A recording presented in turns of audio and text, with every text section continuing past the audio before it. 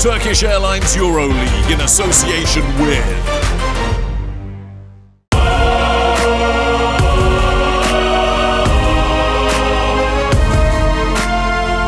Here now, in this game, one goal, one team. Fight for that possession, gotta act fast. Another shot, another pass. The city comes to life and they got something to say. Come on, let's go. I feel devotion. The Turkish Airlines EuroLeague champions.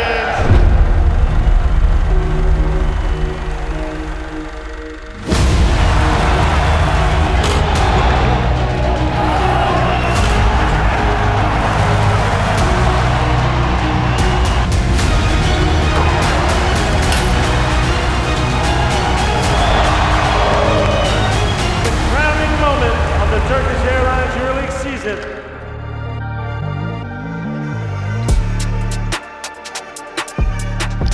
Hello everyone, and a very warm welcome to the Etihad Arena in beautiful Abu Dhabi, the capital of the United Arab Emirates, which is the epicenter of the basketball world. Because tonight, after the rigors of a 34-round regular season, the back and forth best-of-5 playoff series, and the sudden death drama of single elimination semi-finals, the end of season extravaganza that is the Final Four culminates in the championship game as AS Monaco and Fenerbahçe Istanbul face off in the final. It's Fenerbahçe who arrived first. Let's get the pre-game thoughts of their camp.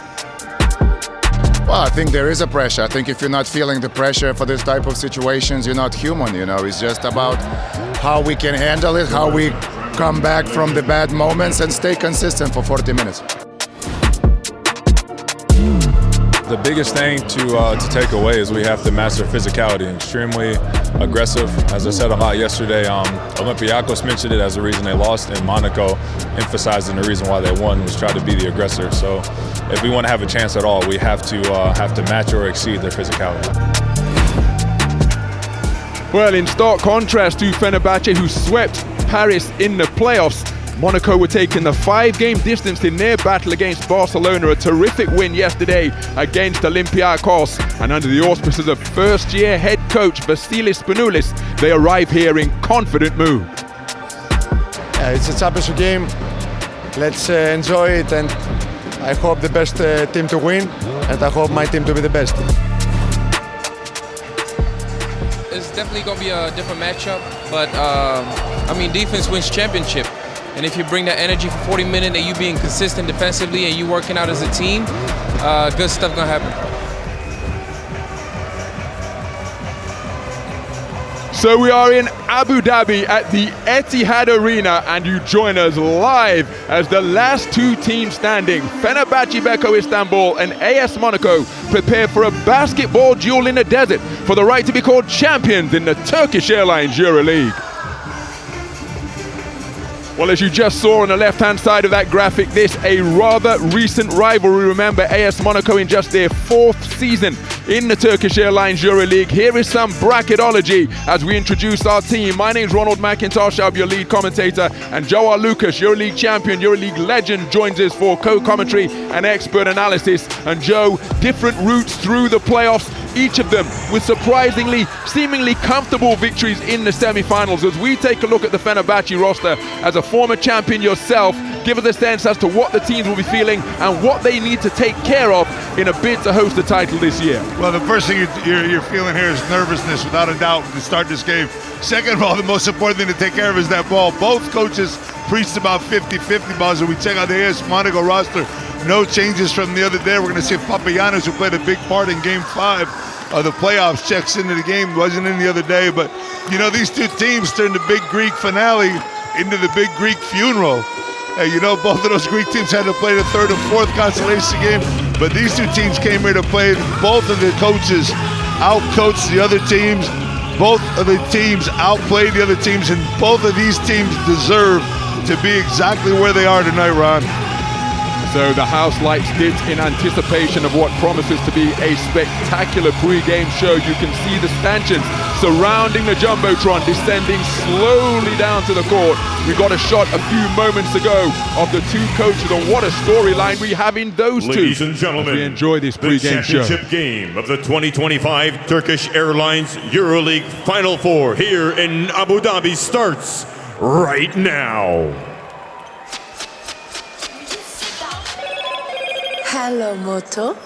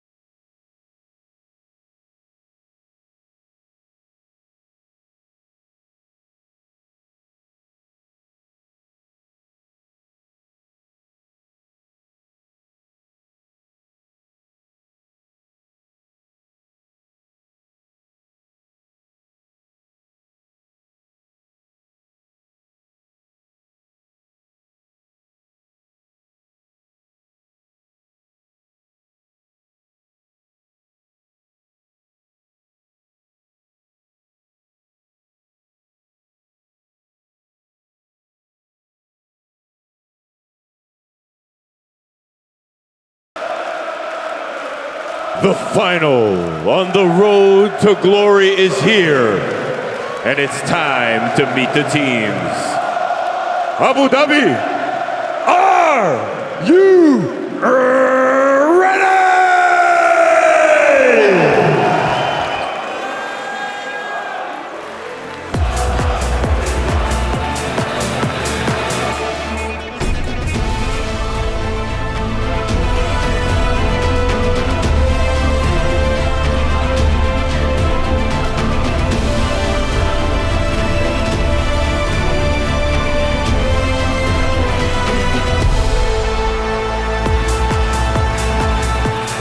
Now, let's meet Fenerbahçe, Beko, Istanbul.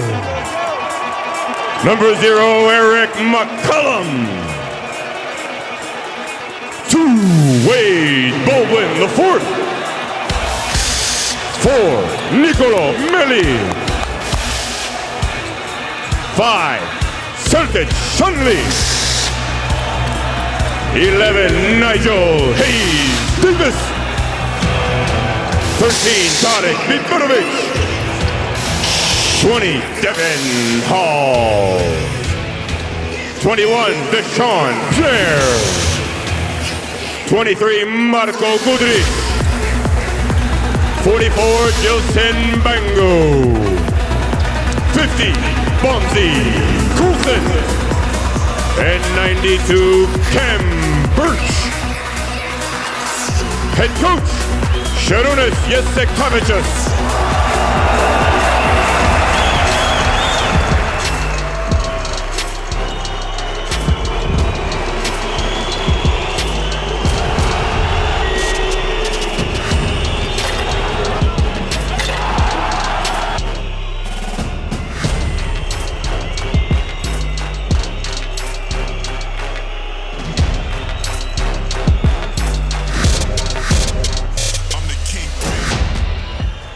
Now, AS Monaco.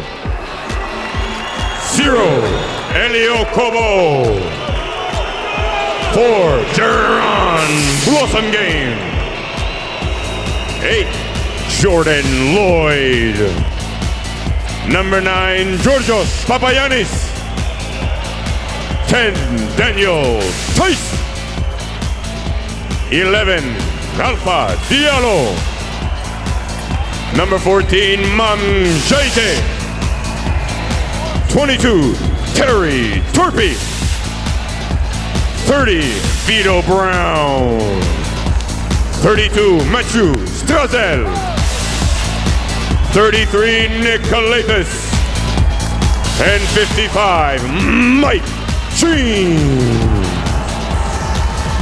The head coach, Vasilis Spanoulis. What a spectacular pre-game show, and as the teammates who claimed EuroLeague title in 2009 with Panathinaikos exchanged pleasantries and a pennant at half court, how significant is their input going to be, not only from a coaching standpoint in X's and O's, but having had the experience of being in this moment multiple times in their career and coming out on top when they were playing? Well, I'll tell you what, as we look at the starting 5 for Fener, you got to think that both of these guys actually want the ball in their hand more than anything else. But Devon Hall had a huge game on Friday night. Guduric, who we know could play. Shout out Nigel Hayes-Davis, who didn't put up the numbers we expect, and he's struggled a little bit in his Final Four. I expect him to come up big tonight as we look at the starting lineup for Monaco. Strasso, who's been playing great basketball. They have a trio of point guards with Calates back that control the game, and this is what I love about the way they play. Mike James is not a scorer anymore, my man. Forget that. He can take over a game and dominate it, but he can do it from different aspects of the game. He's always been a guy that distributes the ball, but now more so with Spanoulis as his head coach. Well, during the regular season, he was number 4 in terms of assists distributed with 5.7 per game. In the playoffs, he upped that to 6.6 helpers per night, which led the playoffs in terms of sharing the basketball. The crew chief, Mr. Carlos Peruga, the head of the 3 wise men, taking control of this one. And again, their interpretation, their application of the rules going to be absolutely crucial, and it's down to the players to get on their wavelength as quickly as possible. Well, look, the 2 teams that are sitting here tonight in this Final Four, in this final EuroLeague, I should say, are here because of their physicality. They both played a physical type of defense against their opponent, against Olympiacos, against Panathinaikos, and that's the reason why they're here. And look at these Final Four records as players. Absolutely incredible. That's why they're part of the All-25.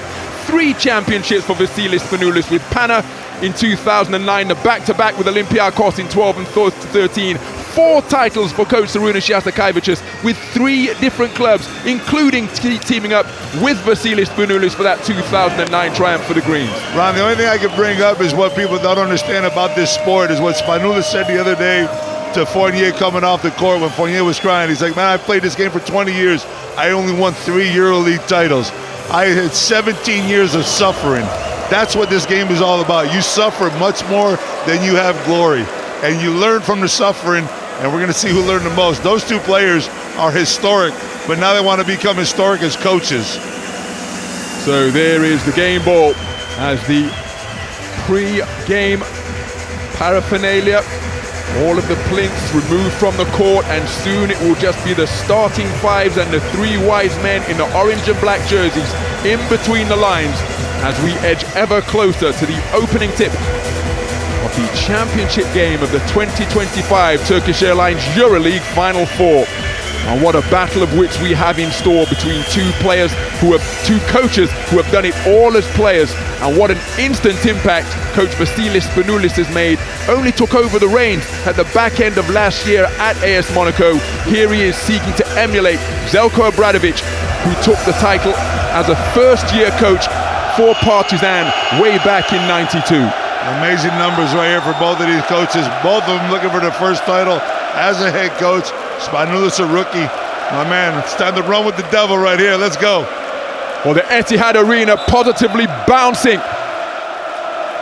as the opening tip is up, and we are underway. 4 10-minute quarters of basketball to determine the 2025 Turkish Airlines EuroLeague champions between AS Monaco and the 2017 titleists Fenerbahçe Beko Istanbul.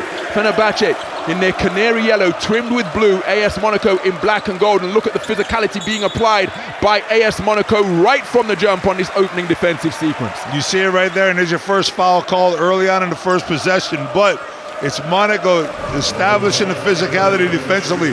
Constant body contact, nothing for free. Hayes-Davis there trying to get the ball with the mismatch on Strasso. So inbounded to Guduric, it's Devon Hall. Working one-on-one against Mike James, taking it to his chest, tough turnaround, Jay way off the glass, rebound Mike James, and he is off and running. Almost looking to dispossess him is Kem Birch, and again, we talked about, well, you emphasized the physicality that both of these teams have used to book their place in this championship game, and the officials, well, they've got a choice to make, because what you call in the first, you have to call in the fourth, and by definition, they can't call everything. That's a quick 2 calls right there, a couple fouls in 30 seconds, so we'll see how these guys continue to call the game and how the players adapt to it. Mike James with Devon Hall on his left-hand side, pulls up edge of the lane, rattles around the rim, rebound Guduric. Oh, that's a solid screen step by Nigel Hayes-Davis to slow down Strazel, and all of that opened up a gap in the defense, which allowed Guduric to go practically coast to coast for our first score of this championship game. And that pick sets another tone altogether, Ron. That was a pick coming off the rebound, giving Guduric the lane to run the length of the floor and get a wide open look. So Guduric sliding under the screen set by Tice, keeping it himself, going for the one-legged floater. It's Strazel, it's off the mark. Nigel Hayes-Davis with the rebound, and Fenerbahçe looking for transition opportunities once again. Blossom game, picks him up in the mid-post. Nigel Hayes-Davis backing him down into the lane, seeking to establish a rhythm. Turnaround Jay, short off the front iron, rugged defense by Jerome Blossom. Let me tell you, Jerome Blossom is one of the most physical defenders in the EuroLeague by far. And he's bodying up against Nigel Hayes-Davis just like he needs to do to start this game. Strazel receives it from James, rotates it to Alpha Diallo, one-on-one with Bonji Colson, takes him down to the lane, almost lost the basketball. Shot clock now in the red, pull-up three-pointer off the dribble, bottom. Alpha Diallo drills it from downtown, and he had a terrific performance in semi-final A, 22 points in the game in 30 minutes, with 0 of 3 from downtown. He's netted his first one tonight to give Monaco the lead. Yeah, that's probably not the offense that they wanted right there, but he had to get that shot up and drains it. Guduric driving aggressively, goes glass short of the mark once again as Monaco continue to do an outstanding job protecting the lane. It's Mike James as we see confirmation that AS Monaco had a sweep over Fener during the regular season, including that 30-point blowout in Istanbul as Mike James dribbles, hangs in the air and gets the floater to fall. It's 5 points in a row for AS Monaco. They lead by 3. And Ron, James had 50 points in those 2 games, 29 in one of them. So he's able to score against this team, even though they lost those 2. So Nigel Hayes-Davis spins the open baseline, gets the floater away before the help arrives. Daniel Tice committing a foul as he looked to contest the shot. Foul in the act of shooting will send Nigel Hayes-Davis to the free throw line for the first time tonight. And I think that's down to landing in the space of the shooter as he was descending back to earth. Yeah, we're used to seeing that at the three-point line, Ron. It doesn't happen very often inside, but right there, Tice got underneath them, and they called the foul. Well, look at that for a lineup of stars. There was Frank Ribery, French football icon, Tony Parker, French basketball icon, an NBA champ was there, Bogdan Bogdanovic, one of the All-25 EuroLeague team. So many stars in one shot. I'm not sure I clocked all of them, Joe. You might have missed one or two, but I'm sure we'll see them again.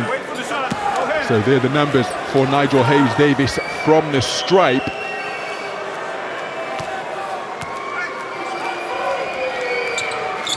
So Nigel Hayes-Davis calmly nets both to make it 14 consecutive free throws now for Nigel Hayes-Davis. He brings his team back to within one, ending that run of 5 points without reply from Monaco. Look at that full court pressure Guduric just put on Strassel. Beautiful cut down the lane, Tice dispossessed, Guduric off to the races. It's a 3-on-2, running hard is Bonzi Colson, but Strassel with a terrific takeaway to dispossess the streaking forward and get possession straight back for AS Monaco. Pulls up for three off the feed from Diallo and drills it. The transition opportunity started by the hawkish on-board defense of Strassel, and he finished it with a three from the wing. He made a great play coming back on the defensive side, getting the steal and then running up and getting the three. James now with an open floor, watch out. Pulls up from three and finds the bottom of the net. Mike James makes it back-to-back trifectas for AS Monaco. During the playoffs, he was number 5 in terms of three-pointers made, sinking 2.4 per game. And that makes it a 7-point lead for the team from the French Riviera. We've got an illegal screen, and if that's on Ken Birch, that is going to be foul number 2 in the first quarter on the Fenerbahce front court player. It's an interesting call right there on Birch, off the ball, fouled on the screen. Strassel, you see, pulling up the three after the good defensive play, getting back on defense. So aggressiveness on one side, getting the three on the other side. Colson off to the bench now. So Ken Birch did indeed pick up his second foul. Bonzi Colson has joined him on the bench. Tariq Baburovic, the offensive firecracker, looking to lock down Alpha Diallo and making him work to bring the ball over the halfway line. What footwork in the lane! And a fantastic finish from Alpha Diallo, dancing with the dribble on that tiptoe teaser down the lane beneath the free throw line to move to 5 points in the game. To me, Ron, Diallo and Akobo are the two guys that are most important. You're going to get production from James, and you're going to get your work from all the rest of the guys. But these two guys are so important offensively for this team. Both games that they've had double figures when they played against Fenerbahce, so they need to continue to play that way, be aggressive offensively. Sending Nigel Hayes-Davis back to the line one more time. Well, he's the man who scored their most recent points, but that was some 8 points unanswered ago. After Monaco with back-to-back threes from Strassel, then James, and then that delightful drive and finish from Alpha Diallo. But Nigel Hayes-Davis continues his consistency from the charity stripe and ends that run of 8 unanswered points posted by AS Monaco. It's interesting to see the difference in the stats of these two teams in the semifinal. Fenerbahce took 34 three-pointers in that game against Panathinaikos, while Monaco only went 17 three-pointers. They were 5 for 17, but they went inside a lot, 47 shots from inside the arc. So let's see if they keep pounding it inside. Well, Strassel being buffeted and bumped as he brought the basketball over half, and Mike James trying to split the gap, but the door is closed by Devon Hall and Nicolo Meili. Mike James slow to get back to his feet. Meili down to the dots, kicks it back to the perimeter. Now Mike James back in the picture. On board D against Guduric.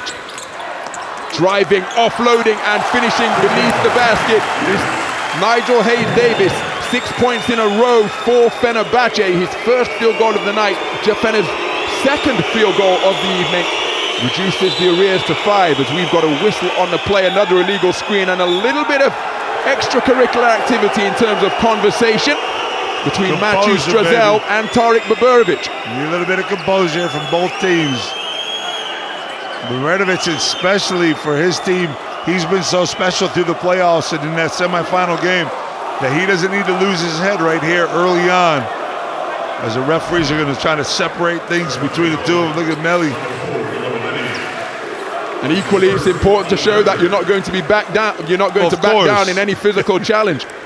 And Strazel, despite being the smaller dog in that battle, immediately stepping back and holding his ground against Guduric. Ron, that's the boxer coming out of you right there, man. That's the boxer coming out of you right there. Don't ever back down. This is a final, man. This is a championship game. You can't tell anybody you're going to back down. But what you don't want to do, most importantly, Ron, is lose your composure. Sometimes these type of moments can take you out of the game mentally. Bogdanovic, he's had a great series, had a great Final Four so far. Got to keep his head. Oh, we've got a technical foul.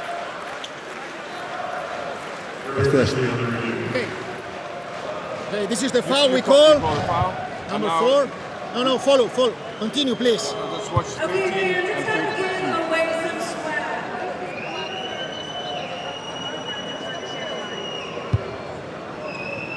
32. So, on 13 for Fener and 32 Slazal 32. Okay. Of we don't see any other thing. Okay. To me, that's just threshold. Okay. 13 and 32. Yeah. The rest are trying to calm down everybody. Okay. It's fine. Let's go with that. Continue with inbound. Yes. Thank you.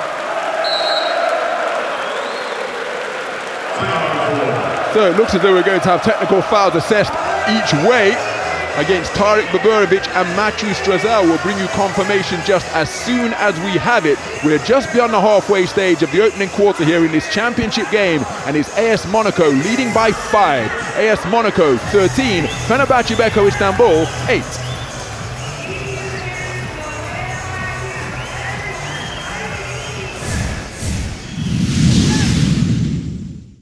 Tip-off is won by Fenerbahçe. The lob inside for the reverse to Jan Vesely. We saw that during the season, and you can't start a ball game any better.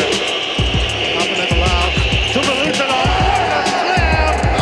Great teamwork by Olympiacos and the 22-year-old center. Bogdanovic open for 3. And of course it goes down. Bogdanovic. Fenerbahçe Istanbul, the Turkish Airlines EuroLeague champions.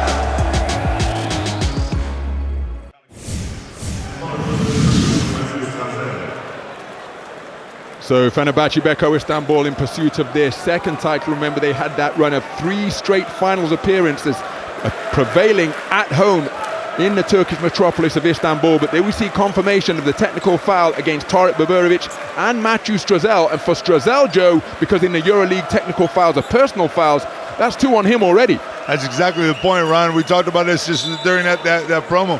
Strazel, it's just a big mistake by him. Can't get a second foul early on. We're going to see how long that Coach Spagnuolo sticks with him. He's still on the floor right now with 2 fouls. So Mike James, one-on-one with Devon Hall. There's a battle down low as Mike James pulls up for 3. Devon Hall gets a hand in his face, and the shooters roll, favoring Mike James, the Turkish Airlines EuroLeague's all-time leading scorer in his first appearance in his championship game. In this, his 3rd trip to the Final Four, moves to 8 points in the game on perfect shooting from downtown. Devon Hall looks to respond and answers by drilling his first 3-pointer of the night. He was outstanding in the semi-final. That's a bit more of a traditional 3 than what we saw out of Mike James, who got the shooter's touch. It's called the King James touch right there. As Strazel now is going to head off to the bench, I believe.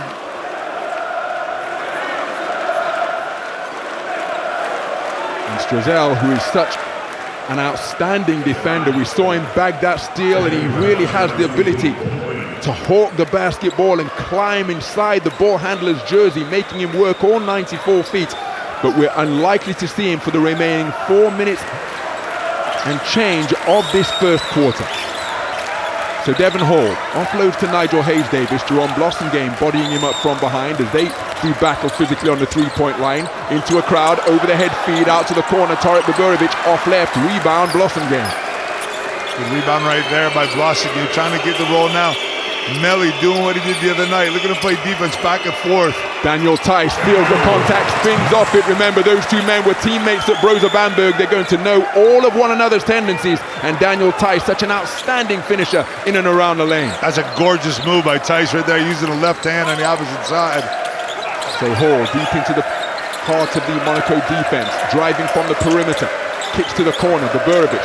Set his feet for the three. He's lost the basketball. Gift wrapped into the hands of Elie Okobo after the deflection from Alpha Diallo. Terrific on-ball D once again by AS Monaco. Diallo sets his feet, lets the three-pointer go. Almost caught in two minds whether to go glass. All straight, and what a save from Nigel Hayes-Davis. Hitting the deck without hesitation to save the basketball for his team and ensure that they have possession. Leaving his feet to pass, catching on the cut is Nicolo Melli. Alpha Diallo will be called for the foul that will send Nicolo Melli to the free throw line. What about putting your body in the line right here? Nigel Hayes-Davis, look out. Look at him look down at the line. He sees the line, he knows his feet are fine, and then he gets a little look to see where am I going to save it. We've talked about this all the time. You always save it to the corner. You never save it over and underneath the basket. Incredible play by Nigel Hayes-Davis, putting his body in the line in what is the moment to put your body on the line. The championship game of the Turkish Airlines EuroLeague. Shout out to the camera operators because they captured that image perfectly. Not only did we see the hustle, we saw the eyes of Nigel Hayes-Davis checking where the baseline was, taking in the panoramic view to see where his teammate was, where the lines were, and he guided it expertly. Terrific work all round. Nigel Hayes-Davis out on the floor, the camera operators doing sterling work. How much you can do physically and mentally in just a split second of that moment, knowing where you are on the floor. Of course, these guys know where they are. They know what they're doing. They've done it a million times before. Melli missing 2 free throws right here. Fener lucky to come up with the rebound. Wade Baldwin checking the options as he goes for the floater and bottoms it. Wade Baldwin so effective either on the drive or the pull-up in mid-range. His opening points of the game reduces the arrears to 5. Ron, he's so impressive in the lane, man. He's like so old school still. He doesn't mind taking that 2-pointer, kissing out the glass, and sticking it from the middle of the lane. Mike James downhill against Wade Baldwin. Wade Baldwin hand up to contest the shot. Mamjaite got a hand on the basketball, but couldn't control it, and we've got a tech. Now, is this against Coach Spanulis or the bench? But a technical foul has been issued. Well, I don't know. Result in a free throw for Fenerbahçe Beko Istanbul. You do not want to be an assistant coach that gets that technical foul right now, Coach Spanulis. They are not allowed to get up off of that bench. Well, it seems as though the technical foul has been assessed against Elie Okobo.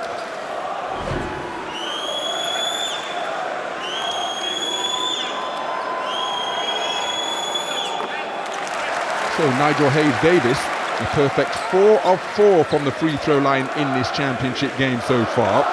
16 consecutive free throws made in recent history for Nigel Hayes-Davis. 4 points to deficit. He's rising high to wrap up the rebound. Here's Jerome Blossomgame. Okobo. Okobo keeps his dribble alive, then hangs in the air to offload to Mamjaite. Armbar applied by Nicolo Melli. Mamjaite down beneath the defensive semicircle. Can't find a finish. He'll be frustrated by that.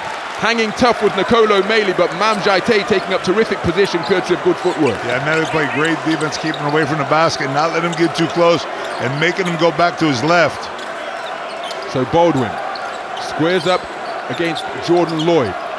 Gets beneath the free throw line. Jordan Lloyd probing with active hands. Guduric bulldozes Mike James out of the way, gets into the lane and gets the friendly roll after the ball rattles around the rim. He makes it a one-possession affair. Yeah, I think after the double technical foul, that's a big basket for Guduric. He missed his first 3 of the game, and now he needs to feel a little bit of confidence. What a pick by Okobo right there on Melli. Physical contact everywhere, Ron. So James being forced left by Wade Baldwin the 4th. Elie Okobo, sidestep mid-range J from the baseline, off the front iron. Mamjaite, terrific work with the offensive rebound. Could only offload it into the hands of Eric McCollum. And now Nigel Hayes-Davis, one-on-one with Jordan Lloyd, with Jerome Blossomgame.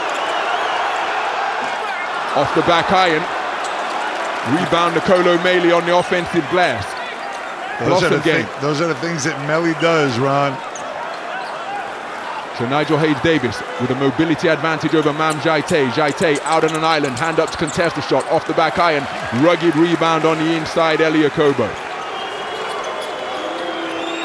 So wondering whether AS Monaco would go for a 2-for-1 here. Okobo keeping his dribble alive, wrap around feed to Blossom game, jab step baseline into the middle, shoulder fake baseline, turns middle and gets the floater to fall. Terrific touch draw on Blossom game. Ends the run of 5 points without reply posted by Fenerbahce. Man, I love this kid's game, man. He's just so physical on both sides of the floor. Even offensively, he punishes you when he gets to the basket. So the shot clock not a factor as we count down the closing seconds of the first quarter. It's Jordan Lloyd waiting at the hash marks for Wade Baldwin. Wade Baldwin with the dribble into the edge of the lane. He's gone behind the backboard. Offensive rebound, Nicolo Meili. Now, did this foul come before the end of quarter buzzer? I think that it did. Well, if it did, that's a 15 foul for Monaco. That's going to give Meili 2 free throws. Remember, he just missed 2 a minute ago. So Meili will go back to the line. Mam Jaite called for the first. Another legend in the house, Dino Roger. No, foul and a quarter. Foul and a quarter. No basket before expiration of time. Change the label, please. So keep an eye on the clock above the backboard and the red light as well. Nicolo Meili fighting for his second offensive rebound in a short space of time, and that is underlining how important extra rebounds are. Yeah, when these coaches talk about 50-50 balls, they don't talk about the balls that are on the floor and the loose balls. They're talking about those balls that are up in the air, the rebounds. Meili got one already in that same possession, and now he's going to get 2 free throws for his aggressiveness. It's going to pay off for his team. Fenerbahçe, who struggled here in this first quarter, possibly pull within 2 with Meili going to the line. Oh, he did miss 2 a minute ago. In stark contrast, AS Monaco have yet to make a single trip to the free throw line, but they have been shooting the basketball very effectively, particularly from 3-point territory, from where they are 4 of 5. So having missed his first 2, Nicolo Meili back to the stripe, gets the first to 4.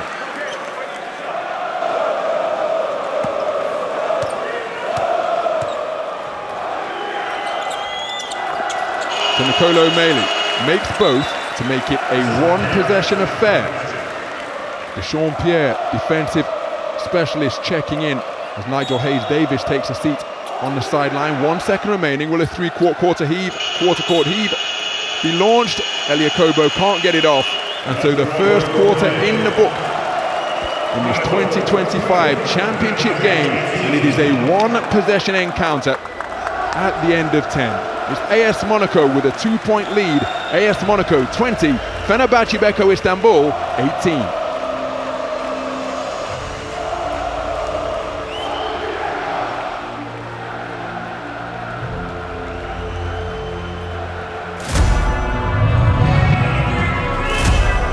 Well, some of the highlights from the first quarter. The first score was netted by Fenerbahçe, but thereafter it's Monaco who have had their noses in front, shooting the basketball very effectively.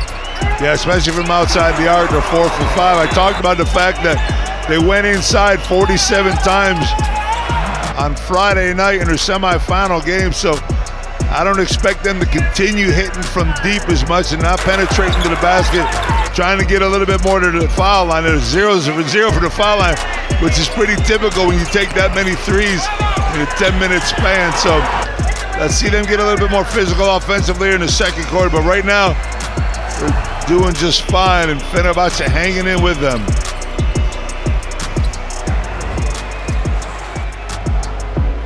So it is dead even in the battle on the boards. AS Monaco, one of the better teams, are taking care of the basketball, committing just 4 first quarter turnovers, which is uncharacteristic in that regard. But again, in the most important stat, there's just 2 points in it. Well, Fenerbahçe talked about the fact in a couple losses, Nigel Hayes-Davis, your best performer here the first quarter to 7 points. They talked about the fact that turnovers and mistakes down the stretch of the games that they played during the season hurt them. Guduric, who had 15 points, 6 rebounds, and 6 assists in the round 30 game, also had 6 turnovers ago, then a couple big ones at the end of the game. The team had 12 assists and 17 turnovers in that game. So that's something they need to change. They need to know that the ball is gold, and they need to have every possession be important as Kalaitis checks in the game at the end of the first. And they make some big plays when Kalaitis is in there, man. You're going to see them start zipping that ball around. You and I talked about this beforehand. The velocity in their passes get their shooters wide open. So Jordan Lloyd being double-teamed, and now Eric McCollum all over him as he offloads to Eliakobo. Look where he's setting up the half-court offense from, practically the halfway line. Eliakobo, ball didn't leave his hands once he received it. Mid-range Jay short, terrific offensive rebound down at knee height, secured by Mam Jaite. I'll tell you what hurts right there when you're Fener. That was, you called it during he was bringing it up. That's incredible defense all the way up the floor. And then you give up a tough shot, you defend well, and you give an offensive rebound, and you get a foul, and now another possession for Monaco. Fener's got to convert, and they have to take advantage of those great defensive opportunities within those 24 seconds. AS Monaco, second best in the EuroLeague in terms of taking care of the basketball, commit just 10.8 turnovers per game. And they committed 4 in the first quarter. Tough 3 attempted by Jordan Lloyd. Mam Jaite with another offensive rebound. Double team near the baseline. He puts the ball on the floor intelligently. They sit around, they're giving up, they're playing great defense. Jaite they're giving up offensive rebounds. Passes out of a double team. Mam Jaite with another offensive rebound as he continues to feast on the boards at the offensive end. He's just a beast down low. He's so hard to block out. Even when you feel as though you have him blocked out and you have the position, he doesn't stop going after the rock. Well, there's the 5 on the floor to begin the second quarter for AS Monaco as Eliakobo spins off Wade Baldwin the 4th. Nick Kalaitis stands still 3, rattles around the rim, and Wade Baldwin finally secures possession. Did a good job to offload the basketball before he sailed over the sideline. Now Nigel Hayes-Davis playing point forward. Wade Baldwin being shadowed by Jordan Lloyd. The offload to Nigel Hayes-Davis. McCollum rotates it to Hayes-Davis. Eliakobo showing him the baseline. Mam Jaite lurking to help. Passes out of the mid-post. Rotated. Nicolo Melu for 3. Short and off left. And Mam Jaite says, gimme that, as he hauls in another rebound. His 5th of the game in just 3 minutes on the floor. Now that's a push-off from Jerome Blossomgame, and it may well have been stowed a little bit by Eric McCollum.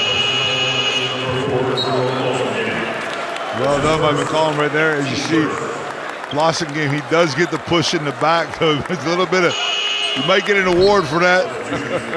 But nonetheless, there was a push. That'd be Blossomgame's first foul. So Daniel Tice checking back into the game.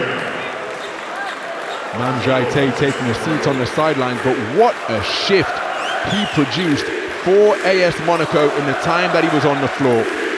Gobbling up everything that came off the board, particularly at the offensive end, where he snared 4 extra possessions for his club. It was all in 4.5 minutes of play, too. Around 5 rebounds. And a lot of aggressiveness that he put out on the floor.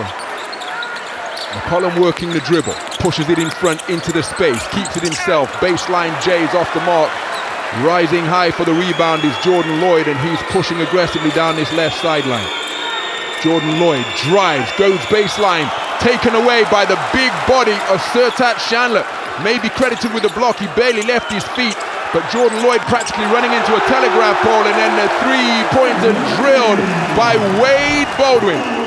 There's a gorgeous pass by McCollum in the fast break, finding his trailers in the fast break, getting them in the lane, converging the defense, and kicking out the ball for a wide open 3.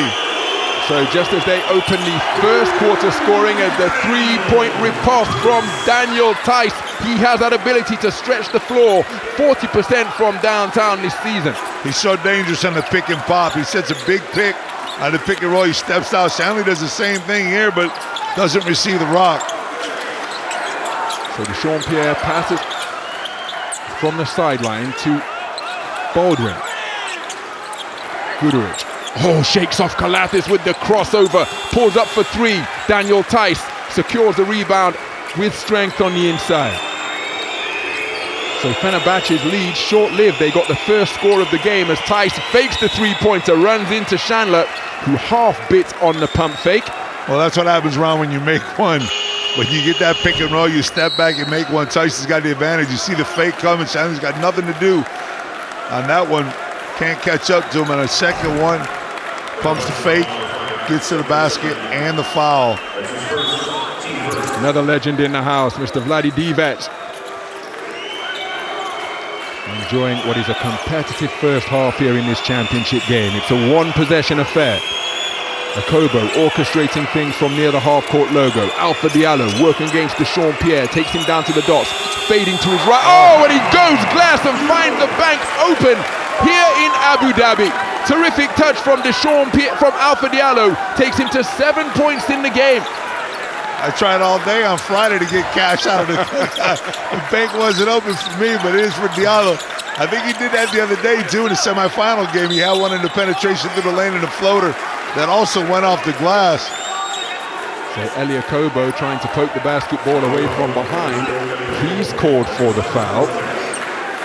Akobo offensively has been quiet. He's playing some good defense on the ball, but offensively he's quiet as we see that play one more time. Well defended by Fener. So spot of housekeeping. It was announced that the foul was against, the technical foul was against Elie Akobo.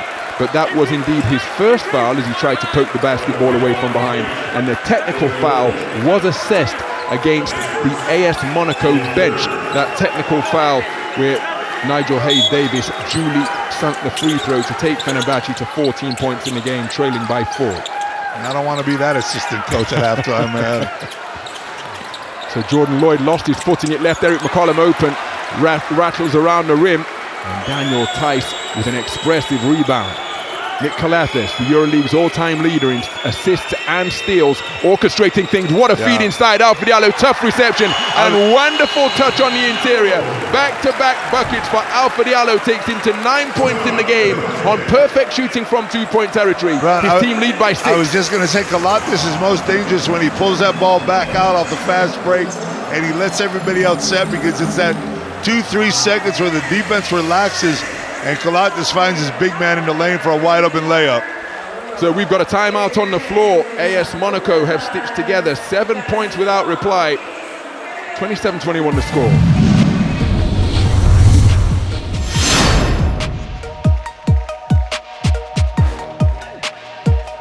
So the Turkish Airlines flight time player of the game comes on a pull-up three-pointer in transition from way beyond the arc. Elevating to terrific height, hanging in the air, releasing at the apex of his jump. The Turkish Airlines flight time player of the first quarter comes on a jumper and not a race to the rim for a slam dunk. He's only getting half miles for that, man.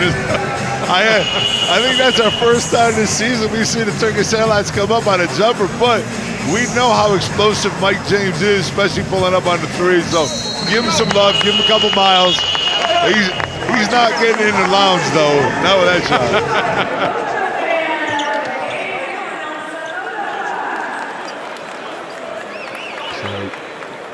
Sandra Ambrosio in the house, enjoying the basketball here at the Etihad Arena. Stars from all walks of life. Remember, Bill Murray was in attendance last year in Berlin. Remember that? I heard he was walking down the street and someone told him there's a basketball game going on, and he came over and hung out. I've hung out with Bill a couple times, man. He's one of my favorite people in the world. Stripes is my favorite movie when I was a kid. Caddyshack also. Shout out to Bill Murray if you're watching. So handling the basketball is Devon Hall. Ken Birch, who picked up 2 first quarter fouls, dumps it down to the mid-post where Nigel Hayes-Davis begins to operate against his fellow number 11, Alpha Diallo, off the mark. Tough D, Alpha Diallo, rebound. Daniel Thijs once again ensuring that it's one and done for Fenerbahçe Beko Istanbul. Good job of stopping Nigel Hayes-Davis. He's got 5 points of his 7 from the line. Jordan Lloyd got his feet set. That's a pretty looking jumper. What an offensive rebound. The stick back doesn't fall for Alpha Diallo, but he is dynamism personified here in the first half at the Etihad Arena. He is everywhere. So Devon Hall has used his dribble, needs a receiver to help him out. Ken Birch beyond his shooting range, lets it go from around 15 short, and that is not the shot that Fenerbahçe Beko Istanbul wants. This is exactly. Oh, what a bounce pass. Beautiful ball movement on the inside. Finish can't be found by Jordan Lloyd, but Nick Calathes beginning to pull the strings from that point guard position. I'm telling you, when they're on the break, you can see it, the velocity in their passes, the way they find open players on the break. Calathes did it before with the hesitation, the pullback. You see these guys. You earn this championship, man. I mean, it's 34 games throughout the season. It's the playoffs, the 5-game playoffs. So when you get in the final game, it's as physical as can be. There's no easy baskets. James coming in for the shooter. Looks as though Jordan Lloyd has sustained a little bit of a blood injury, but not enough for him to be forced to take a seat on the sidelines. And Jordan Lloyd, outstanding free throw shooter. Vasilija Micic, EuroLeague champion, another member of the All-25 EuroLeague team. Those players celebrated and commemorated during festivities here at the Final Four. And what a lineup it was. He's very much a part of that. One of the biggest three-point shots in EuroLeague history against Olympiacos, man. That was just one of the crazy shots. And then the whole fallback with the spread eagle, man, it was just like Hollywood. In his hometown. In his home, exactly. At what was then the Stark Arena is now the Belgrade Arena. Anadolu Efes Istanbul en route to back-to-back titles. Fenerbahçe president Mr. Ali Koç in attendance. His team currently on the run, on the wrong end of a run of 9 points without reply. Put on the board by Monaco, driving and getting to the goal to bring that run. And this unanswered points to an end is Guduric. Ron, it's an issue for Monaco when Calathes is on the floor. He was taking to the basket various times in his semifinal against Evan Fournier, and right there Guduric takes advantage of it. So they know that when he's on the floor, they're going to attack him offensively and make him play defense. So Alpha Diallo shakes off Nicolo Melli with the step back and drills the subsequent wide open three.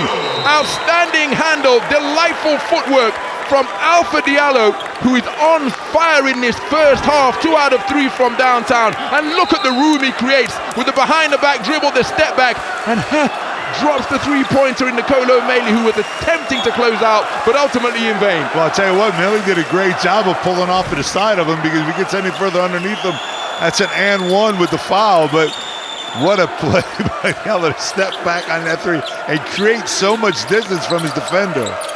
So Wade Baldwin with a mismatch against Daniel Tice. Daniel Tice giving him room. They dump it down into the low post where Melli has a mismatch against Elie Okobo. Back out to the corner. Wade Baldwin short on the three. In the land of the Giants, Devon Hall rips down the offensive rebound. Nick Calathes commits the foul. It's on the ground.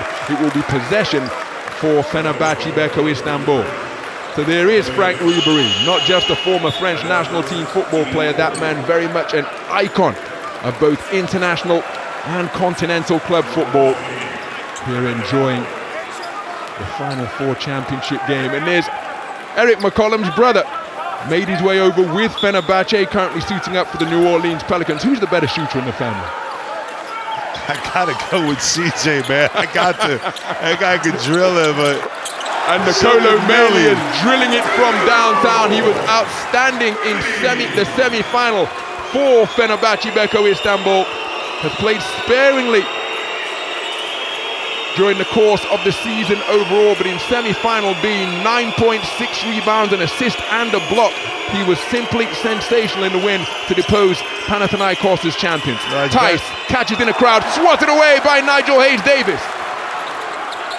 And now Nigel Hayes-Davis with a size advantage against Elie Okobo. Beautiful bounce pass to Wade Baldwin. Passes from beneath the bucket out to Guduric, off the iron. Battered against the backboard, but Daniel Tice squeezed it most tightly of all. And Baldwin a little too unselfish right there. I thought it an easy layup on a beautiful dish from Nigel Hayes-Davis down low. Baldwin kicks out instead for the three-pointer, but Baldwin's got to take that down low. Elie Okobo blows by Nicolo Melli, gets to the goal, doesn't get the shooter's roll. Ball touched last by Fenerbahçe. And this is one of the, you're looking at Okobo. Okobo's so important to this team when he scores. Monaco plays so much better and plays with so much more confidence. You see the block there by Hayes-Davis. But right now, Okobo 0 for 3 from the floor. A couple assists to go with it. But they really need him to score. Mike James, corner 3, air ball, well defended by Devon Hall, and Devon Hall has got the step on Mike James, who's just getting back into the half-court defensive set now. Jerome Blossom game, bodying up against Nigel Hayes-Davis. Hayes-Davis into lane, what a spin! Oh, that is sensational! And immediately Coach Vasilis Spanoulis calls timeout to try and stem this tide of momentum that has been established by Fenerbahce, that has got their fans up on their feet here at the Etihad Arena. What a move by Nigel Hayes-Davis to spin off Jerome Blossom game in a flash after the pump fake sent him airborne. Young people watch that footwork. That was amazing. I knew that was happening. You knew that was coming, Ron, because he gave it up to Wade Baldwin earlier, and Baldwin decided to kick it out instead. This time, Nigel Hayes-Davis said, I'm taking this on my own, and makes one of the best moves we've seen in the game. So, Fenerbahce in the midst of a run of 5 unanswered points. Coach Spanoulis has called timeout. Devon, Wade, lob for Kemp. Devon, you go, you get here. Nigel, you here, stay high. Wade, get the asses off of you. Devon will come and hit lob. Nico, mantiene que te Hey, shoot to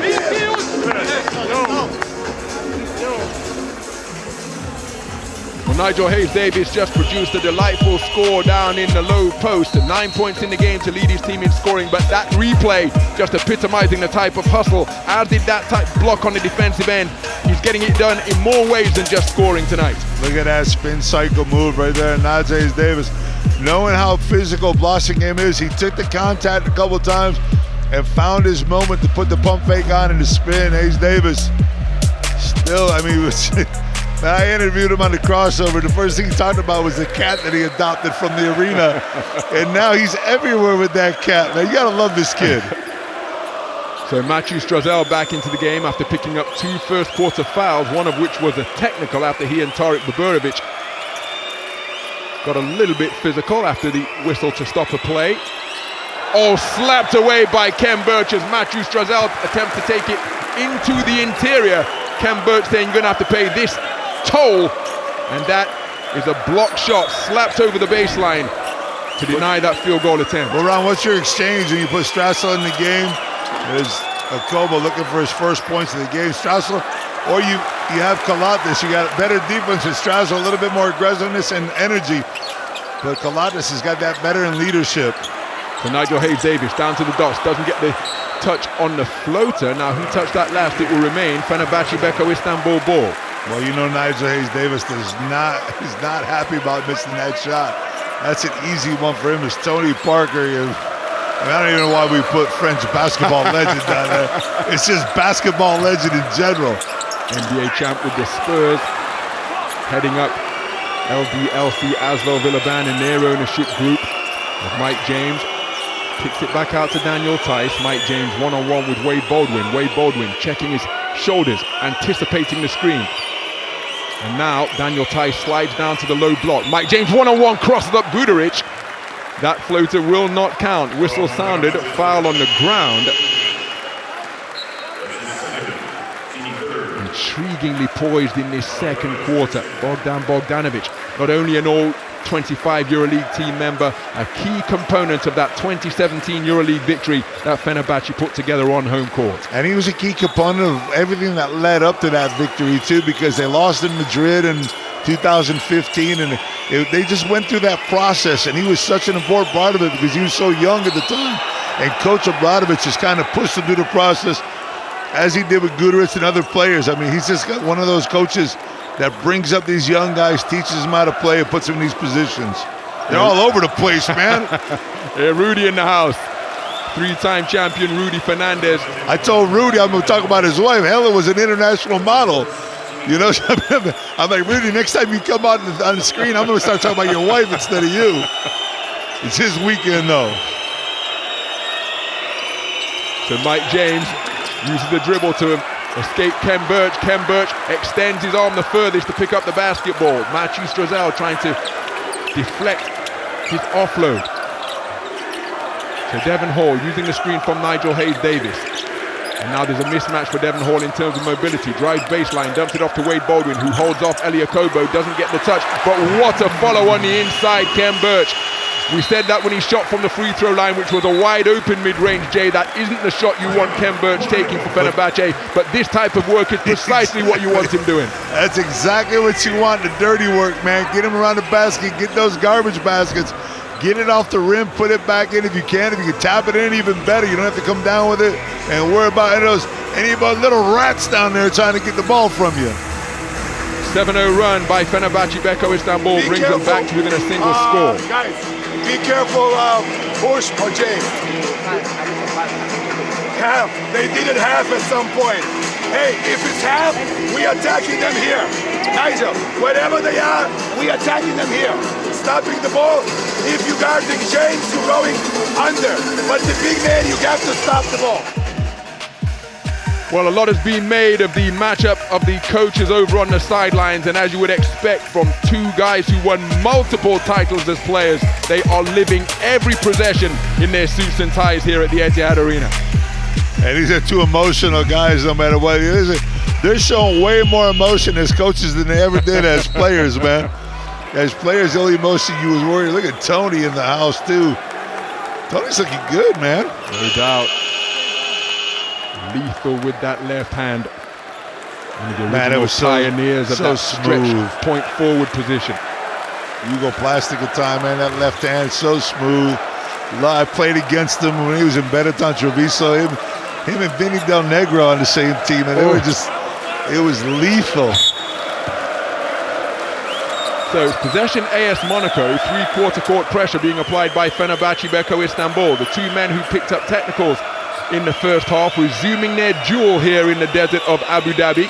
As Tarik Baburovic pursuing Mathieu Strazel. They dump it down to Mamjite, bodies hitting the floor in a real wreck in and around the lane, and I think it's Tarik Baburovic who's going to be called for the foul. He was bowled over. The technical foul was his first. Let's see who the foul is against. Chate is just causing havoc down there in the lane. It's Nigel Hayes-Davis who is hit with the foul.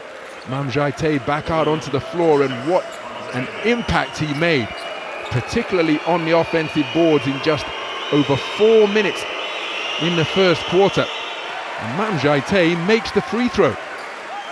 Sent an element of surprise in my voice. It's because it's not his most profitable place to score from. 64%. There's confirmation. Big run. 64% is not that bad. But it's 59% for a career, so it is trending in the right direction. There you go. There you go. And in semi-final, he was 3 out of 3 from the stripe. He's only 1 out of 2 here. He's not going to be happy with you after this game. So that breaks the run of 7 straight points put on the board, and rising up and ramming it home is Devon Hall. The penetration from the perimeter, exploding into the paint, planting both feet and rocking the rim with a one-fisted flush. We saw one the other night when it was a little bit different, where he hung in a little bit more. This time, he throws it back and finds a lane down the middle, splitting the sea. That's just nasty. So Devon Hall seeing the lane open up in front of him and taking full advantage with this aggressive drive to the rack. And he's a lefty, Ron. He's a lefty. That's a big move for a left-handed guy, coming with that right hand and cock it back like that and throw it down. So it's a 1-point game in the closing seconds of this second quarter.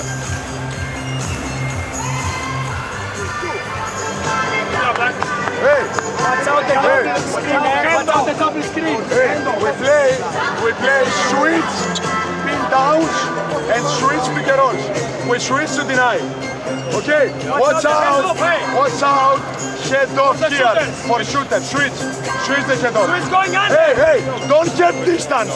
Follow and switch. Hey, now, Nigel Hayes maybe, he will take the ball and he will go for Ghost. Hey, for Ghost. Okay. Let's go, man. Right, guys, let's go.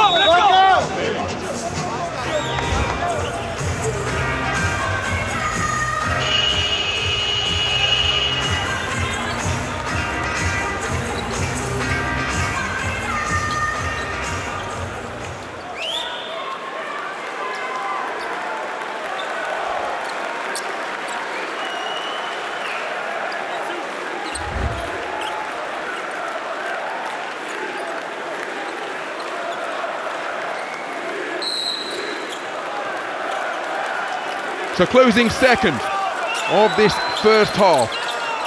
Wade Baldwin with the dribble, working on Eliakobo, gets to his spot, let's go, the one-legged floater, the tip beats the end of quarter buzzer, and we've got a foul on the play as well.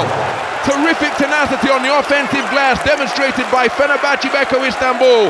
We'll see them take the lead for just the third time in the game, and they will have an extra shot from the free throw line to come, and it's that man once again, Devon Hall, in the thick of the action. Look at the way he's able to contort and control his body, eyes always on the rim as he's being dragged back down to earth by gravity. Outstanding work, not putting out his hands to break his fall, landing on his right foot, then his glutes, and he gets the basket to fall, and a trip to the free throw line forthcoming. What a play. And all that knowing exactly how much time was on the clock. There's no way he was able to come down with that ball. He had to get it out of his hands ASAP. He did that. It's a three-point play, finishing his Fener the first lead. So Devon Hall with 5 points in a row, and that concludes the first half of this championship game here at the Etihad Arena. A real nip and tuck affair. Fenerbahce netted the first score of the game. They netted the first score of the second quarter. Those were their two leads, but they have edged the low-scoring second period by 4, 13-17 in their favor, which means at the halfway stage of the 2025 championship game in the Turkish Airlines EuroLeague, we have a halftime score of AS Monaco 33, Fenerbahçe Beko Istanbul 45-35. This one intriguingly poised, with the second half to come in just a few moments' time from Abu Dhabi.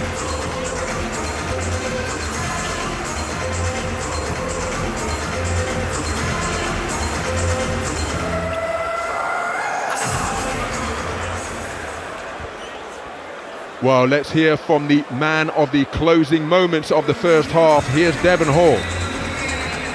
Devon, this Fenerbahce team has a motto, the next man up. That was you in the last minute of that second quarter. I mean, yeah, it's like that right now, but obviously we've been giving up too much easy ones, second chance points, so if we can stop that, we'll put ourselves in a better position. Thank you, Devon. Enjoy your halftime break. So Devon Hall, 8 points in the game. He's hit his only three-pointer. He made the free throw to complete the three-point play. And his field goals, a dynamite dunk and a terrific putback. Man, the first half worthy of a championship game. Nothing to pick between these two teams. I think they are right now a little bit more aggressive than us, so up to us to pick it up. And if we find a way to be more aggressive, we're going to give us big chances to win. Thank you. Have a good half. So Mam Jaite, outstanding on the boards. Turkish Airlines, Motorola, BKT, Experience Abu Dhabi, and Adidas. Official global sponsors in association with the Turkish Airlines EuroLeague.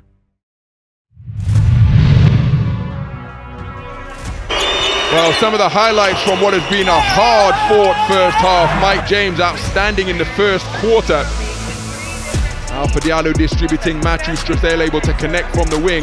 He picked up 2 fouls in the first quarter, one of them a tech.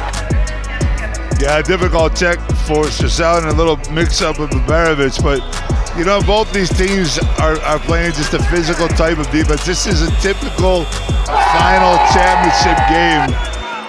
Last year we had a little bit more offensive explosion between Real Madrid and Panathinaikos. This year it goes back to old school where we're in the 30s right here at halftime. Both teams fighting it out, using the physicality in their body defensively, and especially with the aggressiveness around the boards. Both teams pulling out offensive rebounds, and Devon Hall having a huge end of the second quarter. That was the dunk. This was the field goal, and he followed it with a free throw to make it a 3-point play. Devon Hall netting the final 5 points of the half to give his team a 2-point lead. So there, a look inside the numbers. AS Monaco, 4 turnovers in the first quarter, 3 in the second. Fenerbahce doing an outstanding job taking care of the basketball, and their bench more prolific in terms of putting the ball in the basket as well.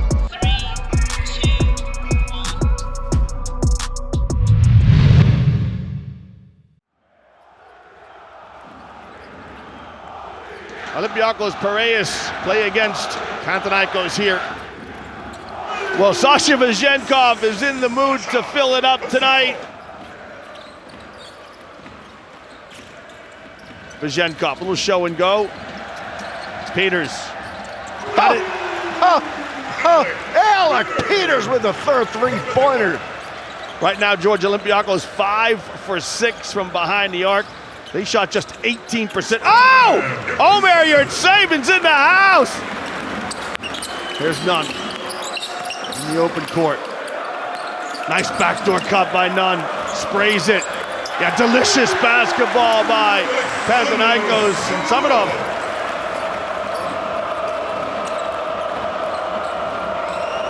Another look at the slam bang jam by Moses Wright.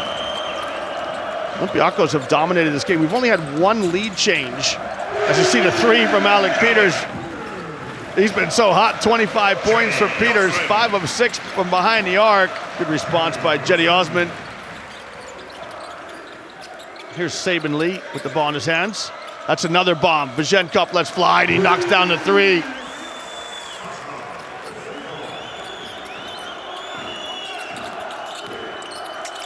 Good kick here too, Larentzakis. Let's fly, got it. The three. Brown to Lesor. Oh, behind the back. Can Larentzakis make it? Wouldn't fall. Look at him hustling for the ball and getting the alley-oop pass to Yurtseven. Oh, what a great feed. Great execution. Yurtseven with the easy stuff. Over the top. Yurtseven and Brown misread each other. It's a turnover, and this game is in the books. The derby of the eternal enemies here in Abu Dhabi. Olympiacos extend their win streak to 9 games in a row on the EuroLeague stage.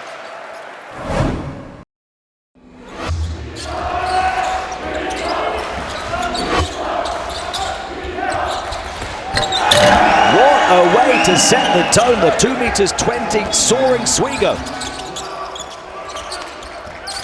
Three-point shot is good for Lonarte, who is missing nothing.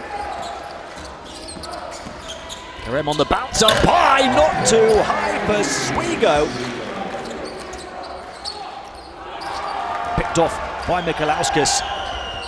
Down the floor and rising to rock the rakish Dom Burgas, and Žalgiris are back within 4. Boyka, far side, Mikalauskas, another in front of the bench for the lead. Same exact play. From 12 down. Bulanovas to double the lead, and from 12 down, Žalgiris lead by 6.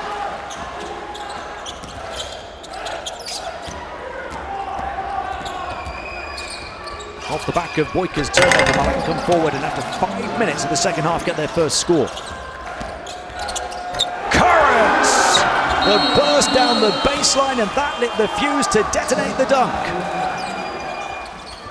Lonarte hits his first 3 of the second half as they close a 10-point gap to just 2. Back to Kurtz again. Can he hit a 3? Yes, he can, right on cue. Boyka, the big shot.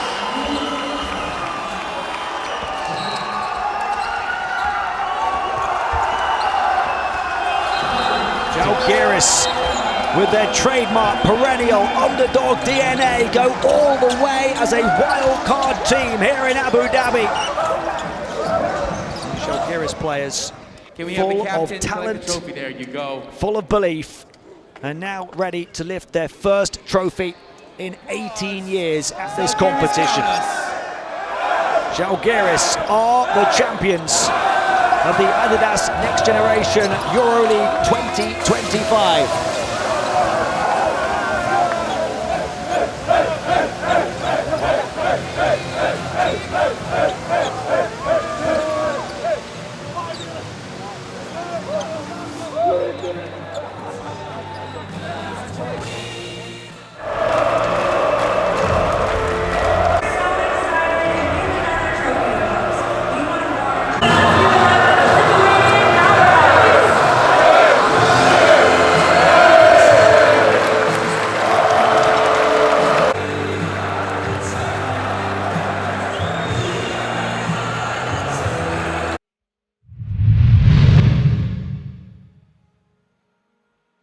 Turkish Airlines, Motorola, BKT, Experience Abu Dhabi, and Adidas. Official global sponsors in association with the Turkish Airlines EuroLeague. At the halftime interval, it is a 2-point game. 20 minutes down in the championship finale between AS Monaco and Fenerbahçe Beko Istanbul. AS Monaco fell behind at the start of the second quarter after Fenerbahçe netted a three-pointer to go up by 20-21. Thereafter, they ran off 9 points without reply to go up by 8. They've led by as many as 9.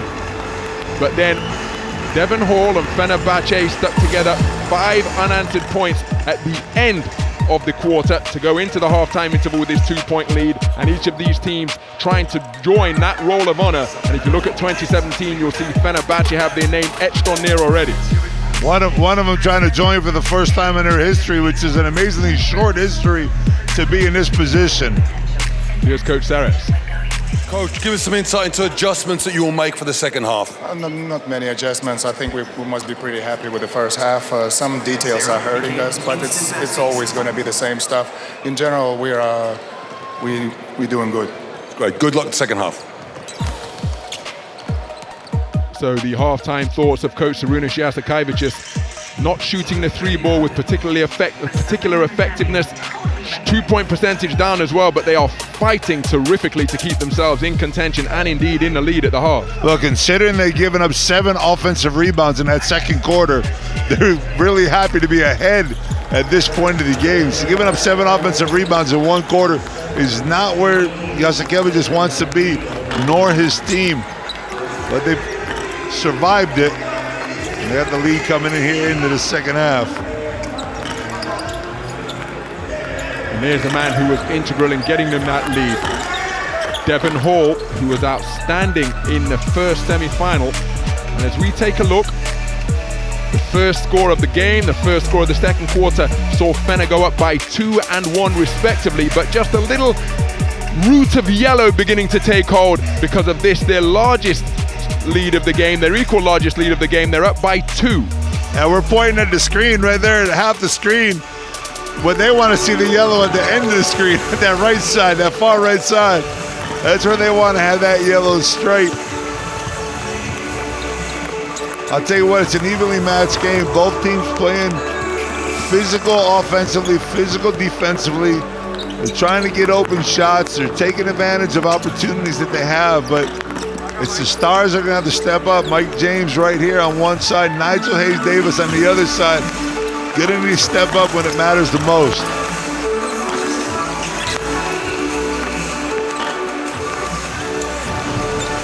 So all of the players taking the opportunity to get their sight lines adjusted as they change baskets at the halftime interval. And again, who will be called upon to take responsibility in the event that the game is still in the balance come crunch time. As things stand, that is how it's shaping up, but 20 minutes, a long time. So we've already heard from Coach Sarunas Jasikevicius. Let's hear from his opposite number. Here's Coach Vasilis Spanoulis. Incredibly balanced game, Coach. What could swing things in your favor? Move the ball better in their switches and take the defensive rebounds. Thank you.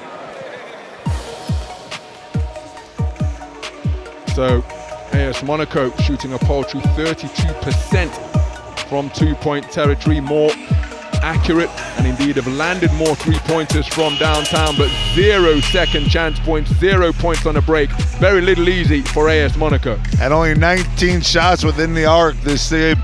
We talked about the fact that in the last game they had 47 shots from inside the arc, only 17 from outside, so they're a little bit more 3-point dependent.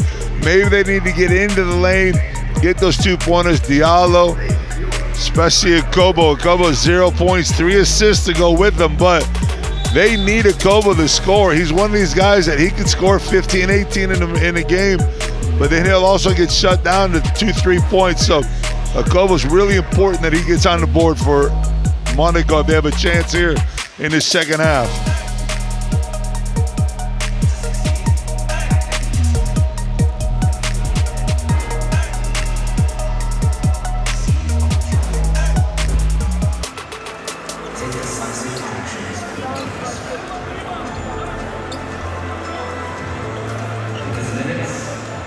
Diallo there, your second half. BKT performing the quarter, 7 points with that offensive rebound to go with it, but he still finds his team down after battling and being ahead most of that first half.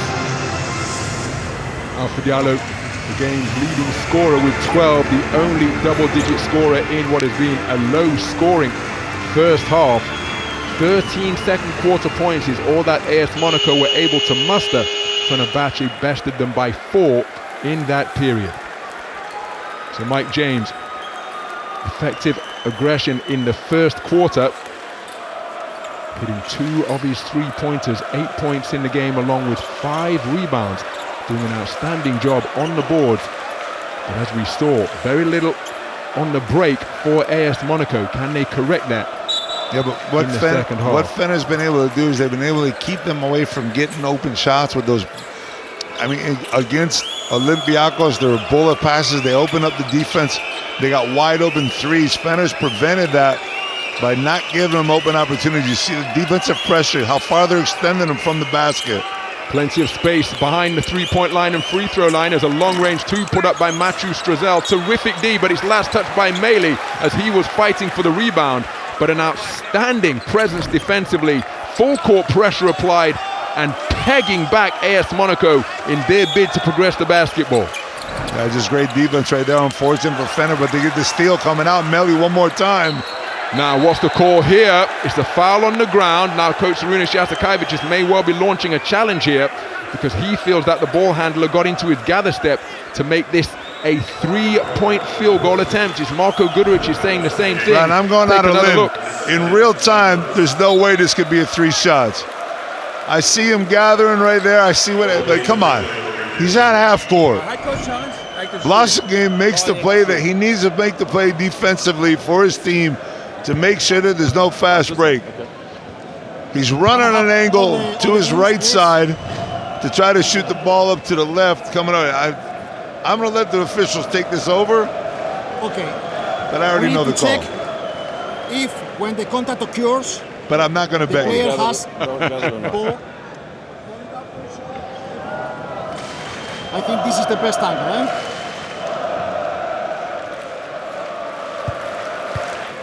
This is the contact? Yeah. So on that larger box is this? Of that split screen, this is the exact image that the officials are scrutinizing courtside. Okay, now let's check if it's the ball in both hands or not. No. Maybe from the rear? And now is the ball in 2 hands. So foul is previous. That's the best angle. That was the best angle. Yeah. Contact, and then the player gathered the ball with the 2 hands. So it's not foul, the act of shooting. Yeah. Previous. Yeah. Thank you. We stay. We stay in the front. Yeah. Stay with the same. Thank you.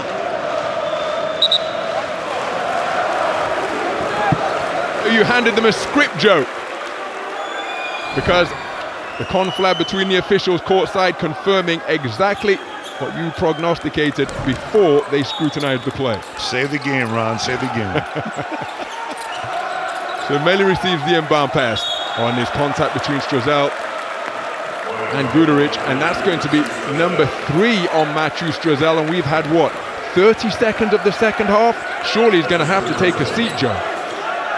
We'll see what happens, because what you're going to have to do is you're going to have to put Kalatas back in the game, who's a liability defensively for Monaco. We'll see what Coach Panoulis wants to do here.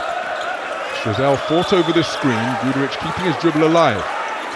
They dump it down to Nigel Hayes-Davis, squares up to the basket, back out to Devon Hall, deep 3-pointer, it's off the back iron. Tarek Baburovic got a crucial touch and guided the offensive rebound into the hands of Guduric. What an outstanding team effort on the board by Fenerbahce. You got to box the body out first before you go for the ball right there. Jasikevicius makes a big mistake. Deep 3-pointer, Guduric is dropped in the eye of Mike James. Marko Guduric drills his first 3-pointer from downtown.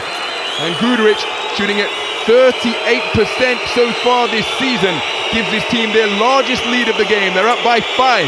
And those are the 50-50 balls right there that the coaches talk about. That ball was up in the air. Had to be a rebound for one of those 2 teams. Fenerbahce pulls up with it. And my man Salve in the house.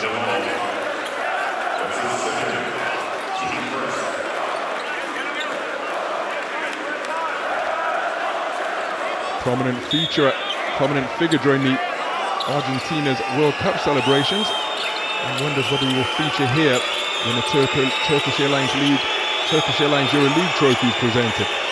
As Diallo runs down a loose ball, hangs in the air, contorts his body, can't get the difficult field goal to go, and Fenerbahce have dialed up the intensity noticeably to begin this second half. It's a different team starting the second half. They've become more physical. They were physical in the first half, but right now to start this third quarter even more so. Will they tire out? What kind of rotations? And there's a pick. That's going to be going the other way. Melly doesn't like it. Jerome Blossom game sent careening across the court. Yeah,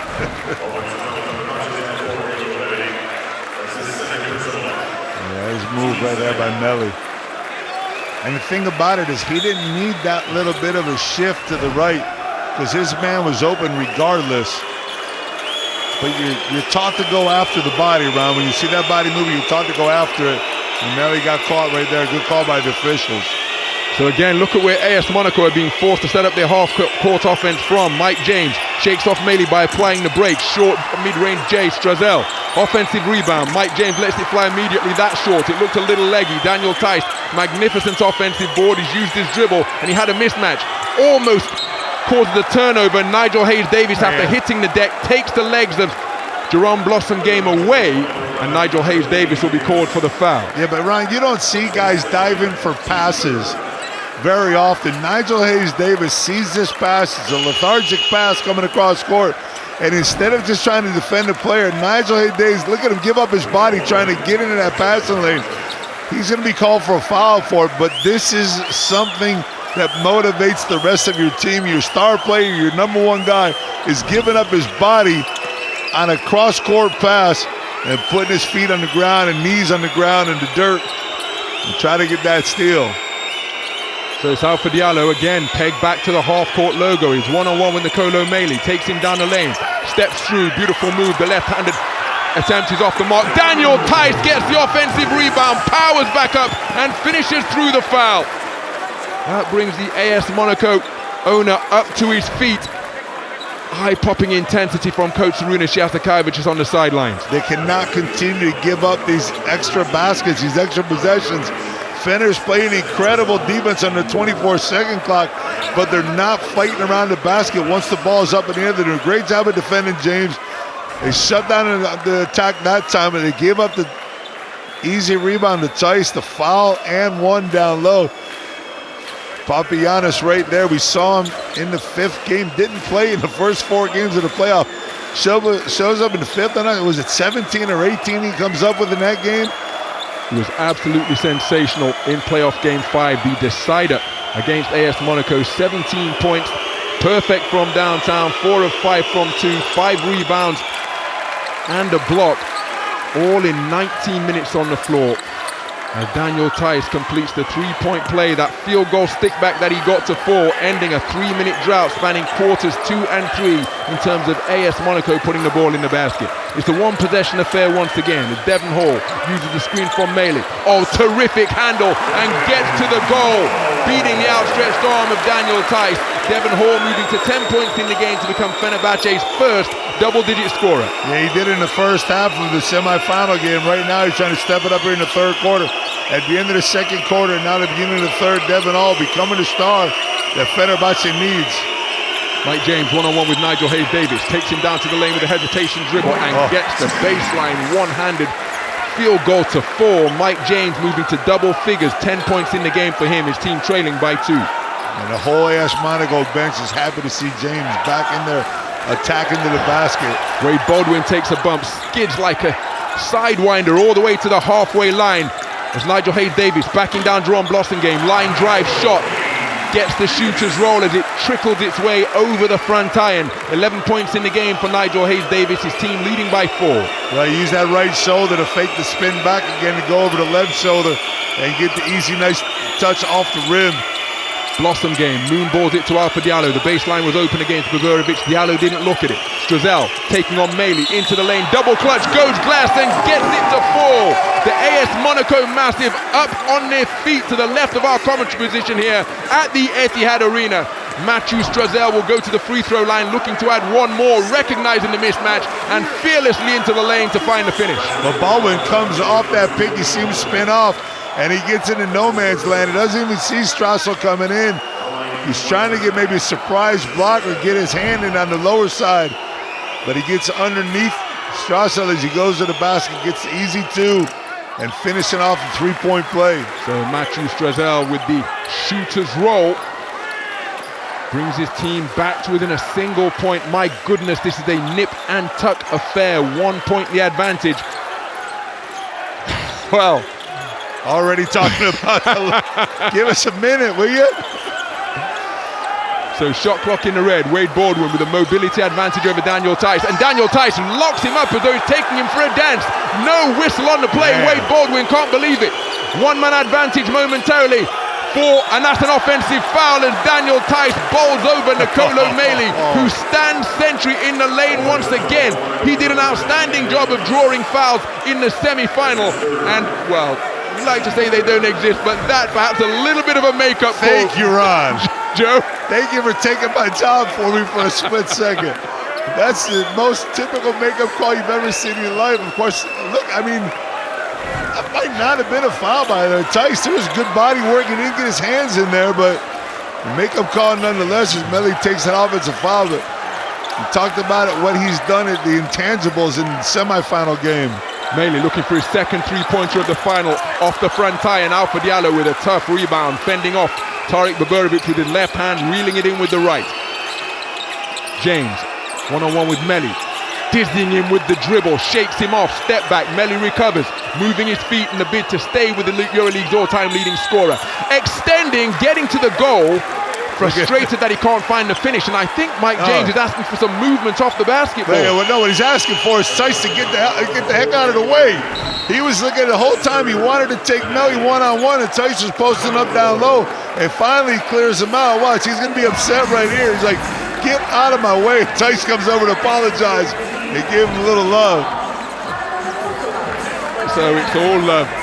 Just beyond the halfway stage of the second quarter between Tice and Mike James, but it is a ferocious battle, in this fight to take the Turkish Airlines EuroLeague title. It's a 1 point game.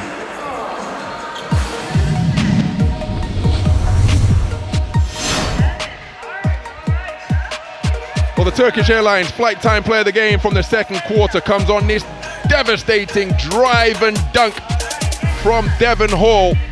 The lane opened up in front of him, and look how wide his eyes got. He was able to plant both feet just outside the defensive semicircle and bounce skyward here in Abu Dhabi to take the Turkish Airlines flight time player of the game for the second quarter.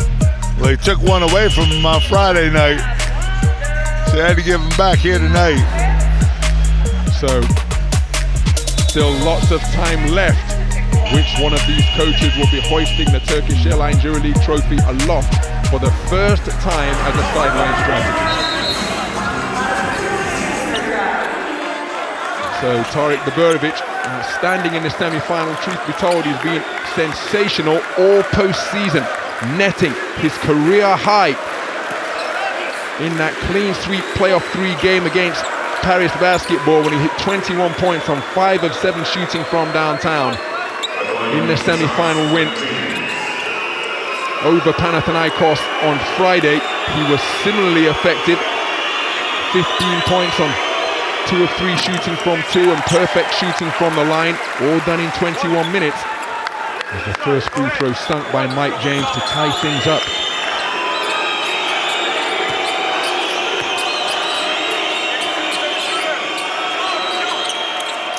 So Mike James, a perfect trip through the stripes, sees AS Monaco regain the lead for the first time since 32-30 in the midst of AS Monaco's run.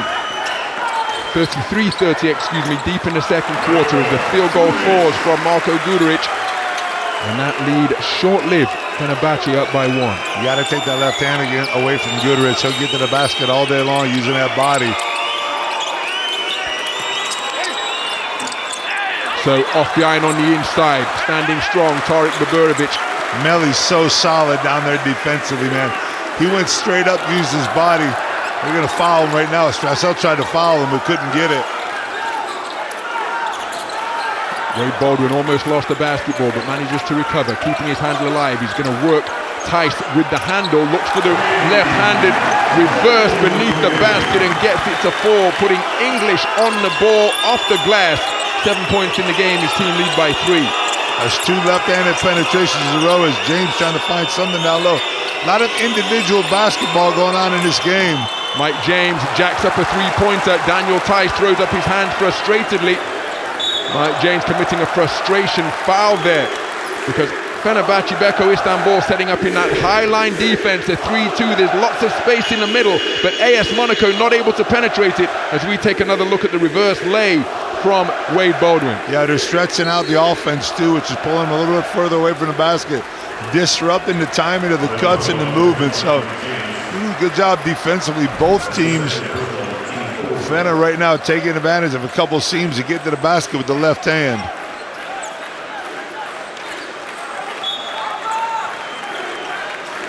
So 6:21 gone in the third quarter.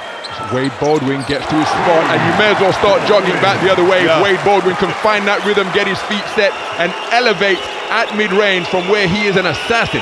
Ladies and gentlemen, that once again is Wade Baldwin at his best. That's the shot he likes to take, and that's when he's about to take over a game. Blossing in, that's not normally his shot. But he he'll buries knock it down to end a run of 6 straight points put on the board by Fenerbahçe Beko Istanbul. A crucial bucket at a key time from AS Monaco's perspective. Jerome Blossom game hit one of his 2 3-pointers in the semi-final, where he logged a marathon 37 minutes, but he's giving his team good minutes here in this championship game tonight. Big time minutes, Blossom game. Now Kalata's back in the game. Let's see. It's a delicate moment. Tice comes out of the game also. Kalata's in the game. Let's see if they take advantage of his weakness defensively. Zatai also back in. A little bit of pressure underneath the boards. So the battle of agent zeros is Elia Kobo defending McCollum, but look at how he's able to weave his way through traffic, manages to get the ball out to Wade Baldwin. Wade Baldwin one-on-one with Elia Kobo. Creates space. Off the iron with the rebound, off the iron with the shot and the rebound. Jerome Blossom game. Tough D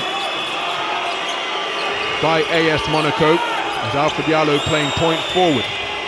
Namjaite beyond his shooting range. Ken Birch up in his jersey. And look at the physicality between those 2 bigs out on the perimeter. Now there's a huge mismatch for Kalathis and Mamjaite down low as Eric McCollum tries to front it. They get the ball to Akobo. Extra pass to Diallo. And it's a shot clock violation. Terrific defense acknowledged by the Fenerbahçe faithful. 24-second violation because the communication from AS Monaco not what it needs to be in this cacophony of an atmosphere. Well, a lot of it had to do with the Fenerbahçe pressure defense, the way they rotated, getting the open shooters. Monaco moved the ball well, but not quick enough.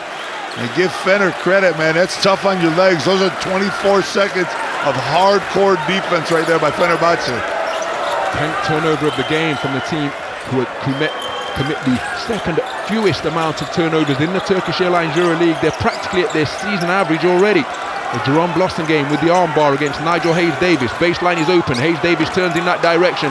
Turnaround Jay's off the mark and he's throwing up his hands to the rafters in frustrated looking fashion. Remains a 1-possession affair. AS Monaco down by 2. Low scoring third quarter so far as Kalathis wraparound feed back out to Diallo. Pull up 3-pointer off the dribble. Diallo bottoms it. Alpha Diallo, having signed a new contract extension with AS Monaco, said that he wants to repay their loyalty, and my goodness, he's doing that here in this championship game. Leads all scorers with 15, but the instant riposte from downtown from Marko Guduric sees Fenerbahçe regain a 2-point lead. So AS Monaco's 1-point lead, short-lived. There's a deflection from Guduric. Ball still loose. Nigel Hayes-Davis picks it out of the air. Terrific defense on that deflection. Guduric with his second steal of the game. Wade Baldwin attacking the seam, gets to his spot. and a rare miss, and he claps his hands frustratingly because that's the bucket he would bag himself to make 99 times out of 100. Wraparound feed down to Diallo. What a pass! Like a high alive player out of that left hand. Alpha Diallo moving to 17 points in this final. I can't believe Kalidis took that long to get that ball down there. This is the way Monaco played against Olympiacos. They found the open player, especially in the break. I like the team right now that's going to break when they get the turnovers, when they get a rebound, get out in the break and get open baskets. The half-court defense has been impressive for both teams. Guduric just held his left ankle as though he was in trouble, but he's still got enough mobility to shake off. Mam Jaite, turnaround hook shot to beat the shot clock buzzer. McCollum goes glass, short off the window, an extra tip gets it out to Nigel Hayes-Davis. Sets himself, one dribble, three-pointer is good. Nigel Hayes-Davis, off the extra offensive possessions, connects on his first three-pointer on that, his second attempt of the night, moves to 14 points in the game to lead his team in scoring. They break the deadlock, they're up by 3. I'm not sure if they're going to stop this for Spanulis. Spanulis asked for a 2, said that Hayes-Davis steps on the line here. Not at all, nowhere near the line. Hayes-Davis stepped back and drills that 3 from deep.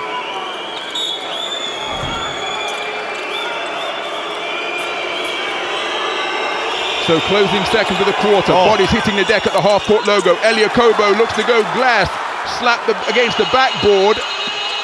Incident field conclusion to quarter number 3, and Vasilis Spanoulis saying exactly what I was suggesting, because that was a hard slap of the backboard as Elia Kobo sought to beat the end of quarter buzzer.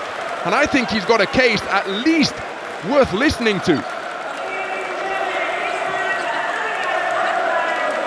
He's asking for the basket interference right there in that last play. So the end of quarter, don't think there's going to be a change. As things stand, it is a 3-point lead for Fenerbahçe Beko Istanbul.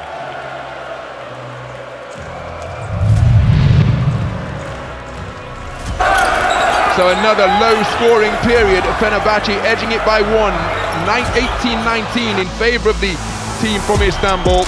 And hard, intense defense being demonstrated by both sides. Yeah, I think, Ron, the most important thing we saw it at halftime, not many fast break points for each team. You're letting the other team set up their half-court defense on a rebound, a stolen ball, a turnover, 50-50 ball. I think one of these teams has to get out and run. Fenerbahce has done a little bit more than Monaco, but get out and run a break, and try to find something in transition, because both teams, when they have their defense set up half-court-wise, are making stops and pushing the offense away from the basket, disrupting them in the passing lanes.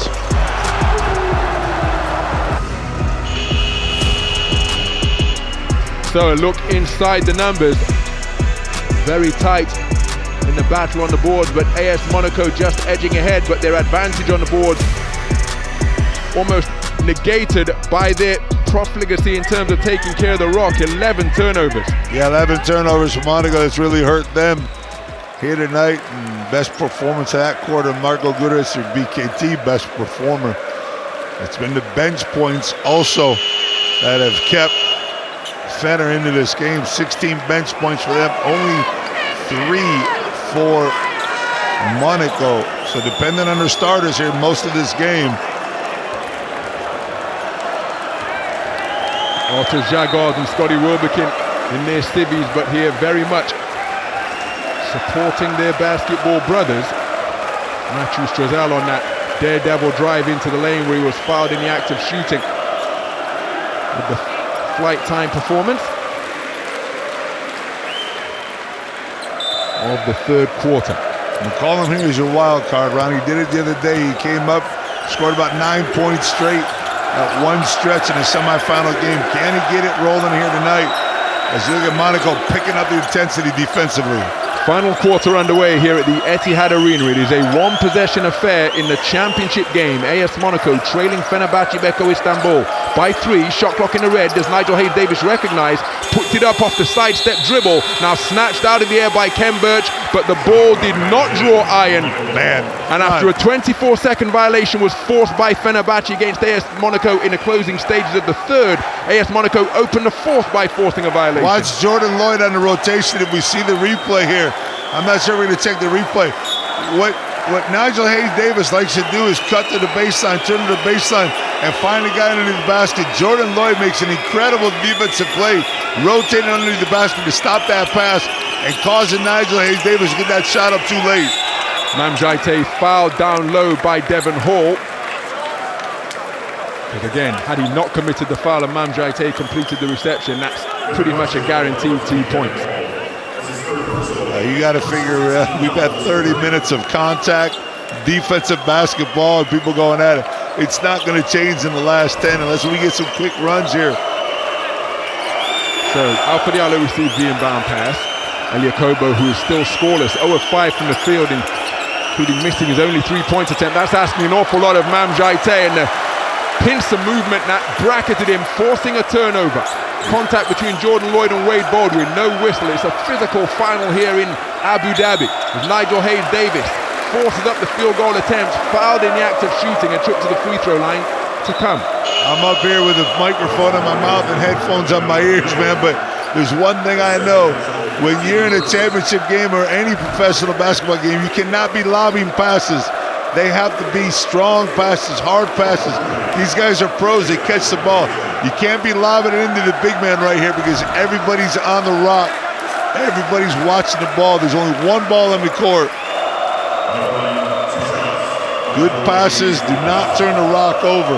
Both of these teams, Fenerbahçe 17.3 assists on the season per game, only 7 tonight. Monaco, 19 assists on the season, only 8 tonight.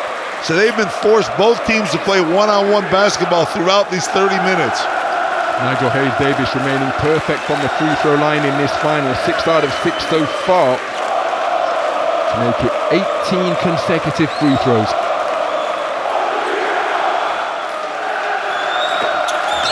And the unerring consistency of Nigel Hayes-Davis from 15 feet away continues here to give his team a 5-point lead. Nigel Hayes-Davis moving to 16 points in the game to lead his team in scoring. Ron, I said this throughout the night, Monaco needs Eliakobo to step up. He's got 0 points, 4 assists, but he's 0 for 5 from the field. Eliakobo is a guy that they love to have score, but it opens up the rest of the team.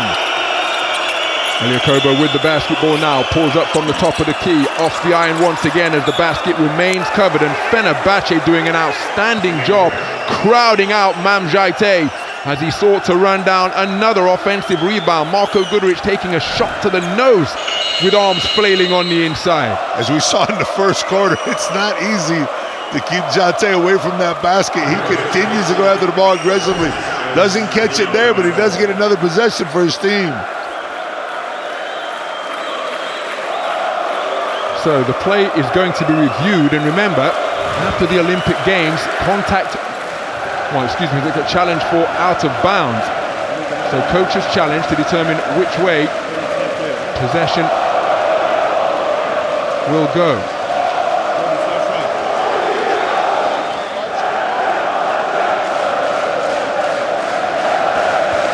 This is the man, okay? So it's ball for... Well, while this play is being reviewed, I can tell you that the roof is being raised here by the fans in attendance at the Etihad Arena. Up on their feet, stomping their feet. Thank you so much. And the decibel level being dialed up to maximum. So the review. Change of view right there as Monaco ball originally. Jate knocked that ball out of bounds, so it's going to be Fener ball with the 5-point lead, running a chance to extend this lead. Fenerbahçe led by 5 after the opening score of the second half, put them up 33-38. Here they've got the first scores from Nigel Hayes-Davis from the stripe to give them their second 5-point lead of the game. So full court pressure being applied on the basketball as Jordan Lloyd working against Eric McCollum. Get it over to Guduric.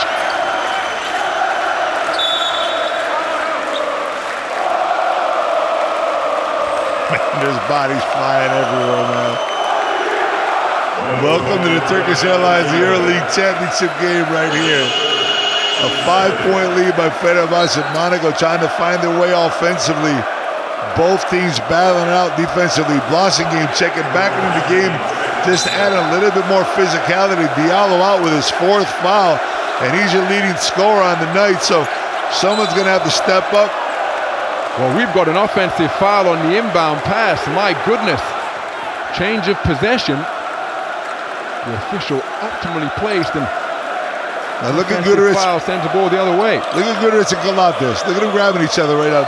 The official has the ball in his hands, and they're all over each other. So just over a minute and a half gone in the final quarter. The only score in this period so far, the free throws from Nigel Hayes-Davis. Here's Kobo, who remains scoreless.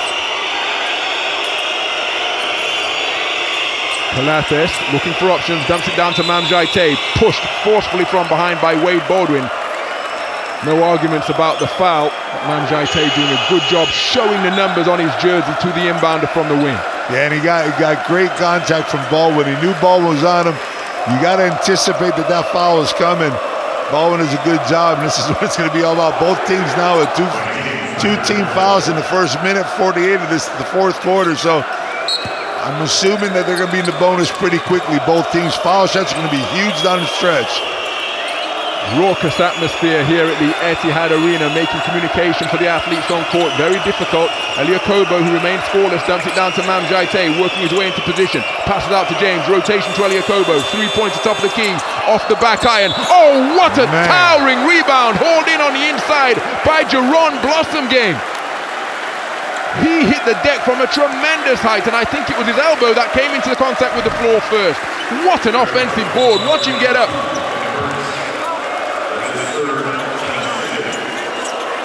Birch got stuck in the net right there, Blossomgame. You see him boxing out. You got to try to get around him if you can. Bump took the legs from beneath Blossomgame, but thankfully he's okay. It's going to hurt a lot less, Ron, if they win. Indeed.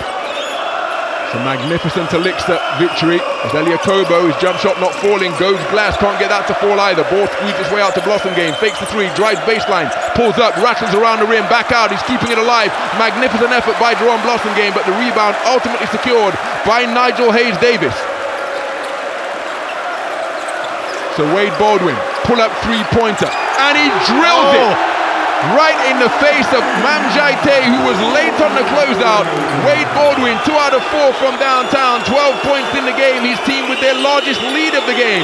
8 points the advantage. Now what do Monaco and James do? How do they respond? James with a wild left-handed penetration to the basket. A lot of one-on-one basketball. Guys not getting back on defense right now. Fener with a big advantage. And they're more energetic as Guduric grabs the rebound. So what, we have played just over 3 minutes of the 4th quarter, and AS Monaco have yet to put the ball in the basket either from the field or the free throw line. In the meantime, Nigel Hayes-Davis hit a pair of free throws and a score on the inside. And a score from Wade Baldwin. This 3 here by Baldwin was huge. They just couldn't get out in time. Baldwin takes advantage of the big man backstepping. We got a timeout on the floor here.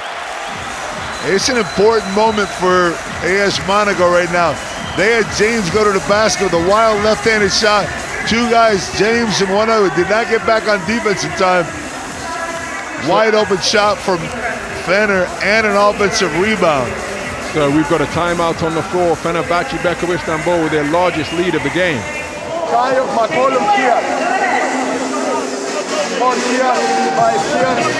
And Jordan here. Good screen with speed to attack. And after you are here. And we play like this. Jordan, switch here. You go a little bit up. And you stay here. You go up. Daniel, you go here. And you play from the post 1-1 or from outside. Hey, now. Hey. Single pick and roll with you. McCollum guy, and you play one against one. Hey, look. When we can be smart now. 5 and 4 here. 2 players here and play. 1 to keep. Watch out, quick.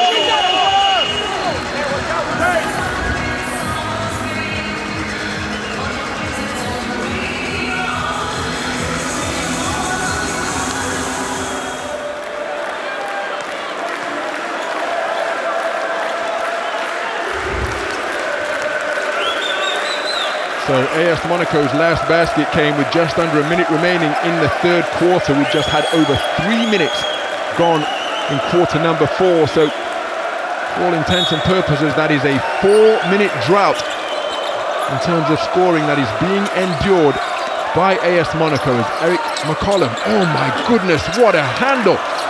Got the shot away off the iron and came up with his own offensive rebound and got the stick back. How on earth did Eric McCollum shapeshift from putting up that shot from around the free throw line? It was like a cartoon where he emerged from a crowd with the ball in his hands and somehow put it in the basket. Terrific basketball instincts. Let's keep an eye on McCollum. The hardest guy to stop sometimes, Ron, is the guy who shoots the ball as an offensive rebounder. McCollum just follows the play. Tice can't handle it. McCollum comes up with it, draws a foul, but if you're AS Monaco, you're more concerned as McCollum drops to the free throw. You're real concerned with an 11-point deficit. Mike James keeps holding that right hand as if he fell on it. It's an 11-0 run by Fener. So the first double-digit lead of the final as AS Monaco stone cold to begin the fourth quarter. Lots of contact and Mike James forcing his way into the lane to get a field goal away. Looks as though he would foul several times en route to the rack, but again, this is the final.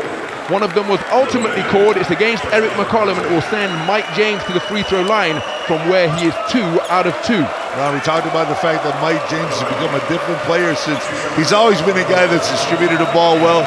He's always known as an offensive player, as a scorer, but this year he's become more of a distributor. Right now, 12 points in the game. He's 2 for 8 from 2, 2 for 5 from 3, but he has 0 assists. And that's the big issue because he's playing one-on-one basketball. Players are so much easier to defend one-on-one wise because when you're not giving up the rock, you get a lot of help from the weak side. So that's what Fener's been able to do. They've been able to help him. And you see a little bit affected by that right hand. He keeps holding it, and he's short on that free throw. So a 4.5-minute scoring drought ended by Mike James going 1 of 2 from the stripe, but they still are in search of their first fourth quarter field goal. AS Monaco, offensive foul away from the basketball, but this is a really important passage of the period here for AS Monaco. If they can get it back to 6 or 8 they need with 5 minutes remaining, then they'll fancy their chances. You need to take advantage of a play like this. McCollum cuts to the middle of the lane, gets his hands up. I believe it is in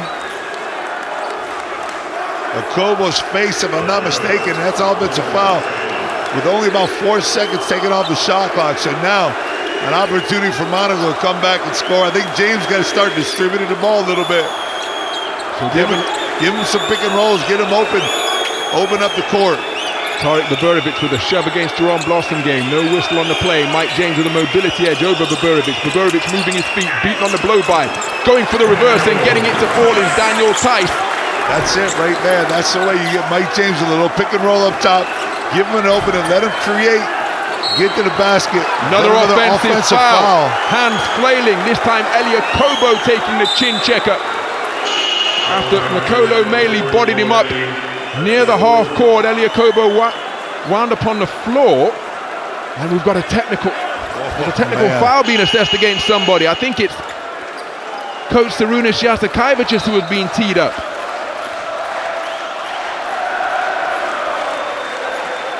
No, it's actually Wade Baldwin who had been hit with the tech, and he absolutely aghast. Let's see if we can figure out what has happened here. So there's the chin checker that sends Elia Kobo to the court. Fenerbahce not happy, and somewhere during this remonstration, Wade Baldwin has been hit with a tech. Jordan Lloyd hits the technical free throw. Most importantly, as you talk about time off the clock, around 5:45 to go.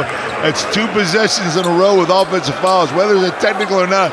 2 offensive fouls in a row that only took about 7 seconds off the clock in total between those 2 possessions. So Monaco not only scoring with the technical foul, but also gaining time. The clock not becoming such an enemy right now, down 7. The drought of around 5 minutes that AS Monaco endured from the field. Mike James into a crowd, nowhere to go. Turnover is the result.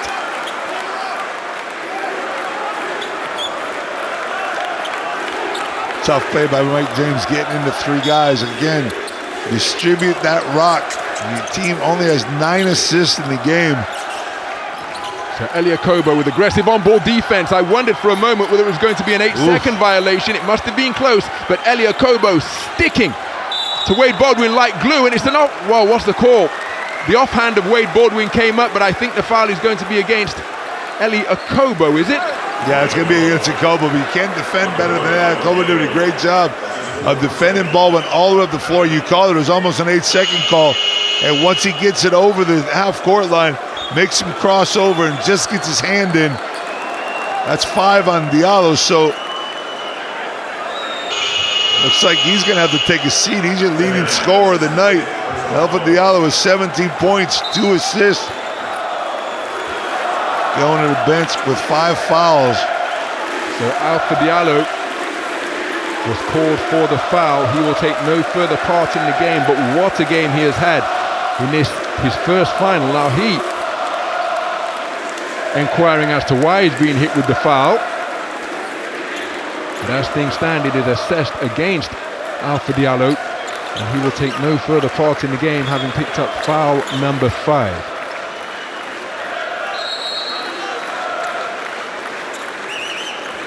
And as we suggested, Joe, we thought it was Elia Kobo that was in the mix. He was hawking the basketball. It was assessed against Diallo. So they're saying, hold on, mistaken identity. Well, Diallo did get his hands in there. So it's Elia Kobo who is called for the foul. Wade Baldwin to the free throw line for the first time tonight. 81% free throw shooter this season. He was 4 of 4 from the line in the semi-final win over Panathinaikos on Friday. But that call didn't make Spanulis nervous at all. He's keeping Diallo in the game, being his leading scorer. Even with those 4 fouls, got the 5. They gave him another freebie, come back to 4. So Diallo's got 6 fouls on the night if he needs them. But Monaco needs someone to score. Only 55 points here at the 5-minute mark of this 4th quarter. Only 4 points in the 4th quarter so far. Fenerbahçe Beko Istanbul have scored 9 in this period.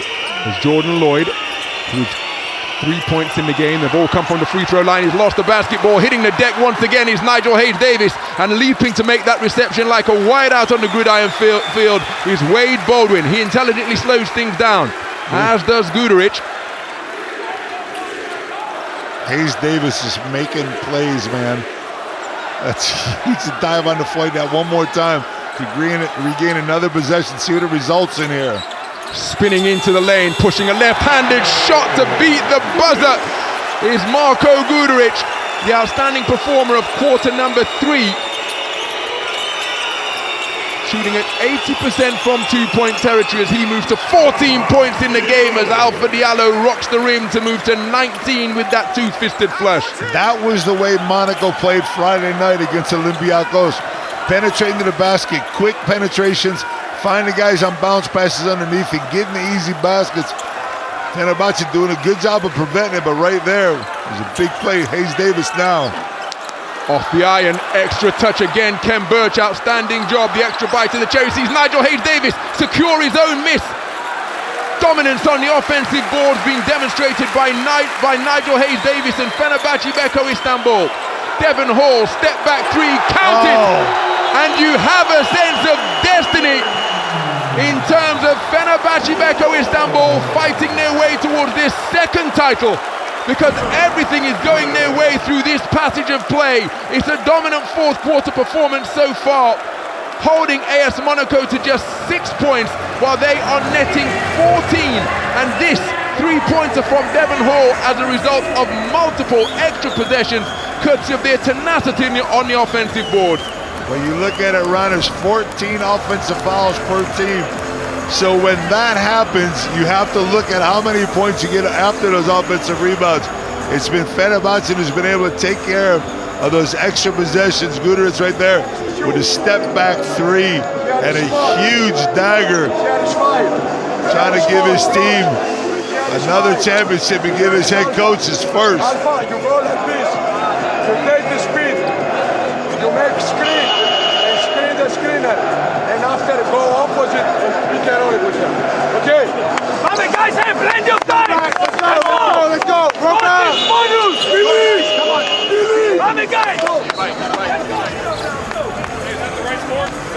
Rock, coming into this game, Fenerbahce since Christmas is 17-3. They finished out the season 13-3. They swept Paris 3-0 in the playoff. They won the game in the semifinals. So this is by far the most consistent team, and the team that's come in here tonight with the momentum, especially on their side, and they're now taking advantage of the offensive rebounds and converting into second chance points.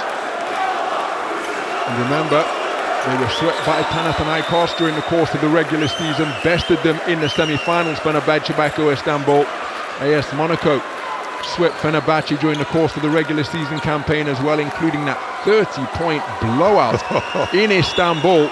But here, with 3.5 minutes remaining in regulation, it is Fenerbahçe who are in a strong position on the scoreboard. It's their second 11-point lead, equaling their largest lead of the game, and we are in crunch time. But as things stand, well, the game out of reach of AS Monaco, but that makes things more interesting. A crucial possession sees it back to a single-digit deficit, and psychologically that is so much more straightforward to deal with than a double-digit margin of disadvantage. Yeah, with Fener controlling the rock right now, they're going to take as much time as they can off this clock. Monaco has to continue to be physical defensively and not get themselves too many quick fouls to put Fener on the line, especially at this point of the shot clock.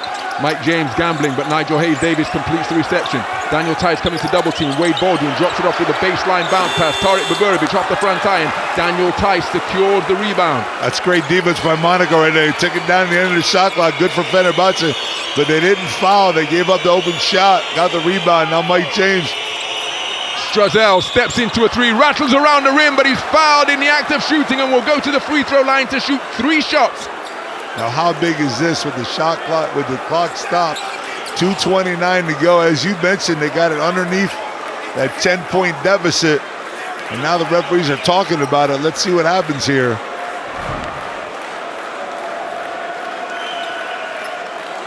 Oh, it's Strazel going forward on that. I think Baldwin does a good job of holding his ground.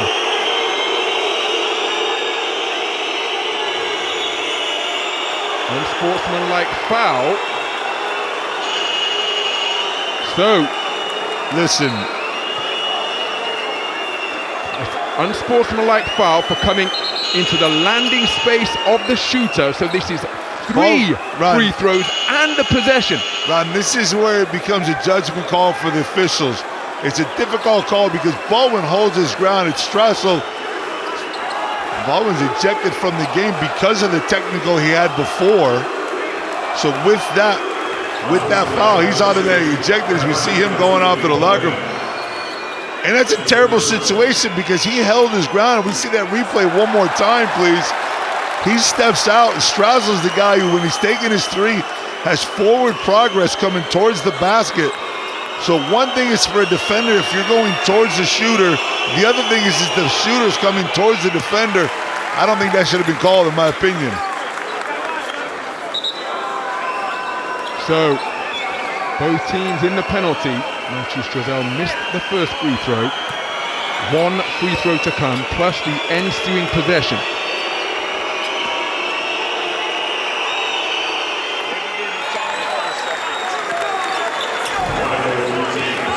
So here's another look. You see, Baldwin pulls the foot back, Ron. Strazel's going forward. Baldwin just holds his ground.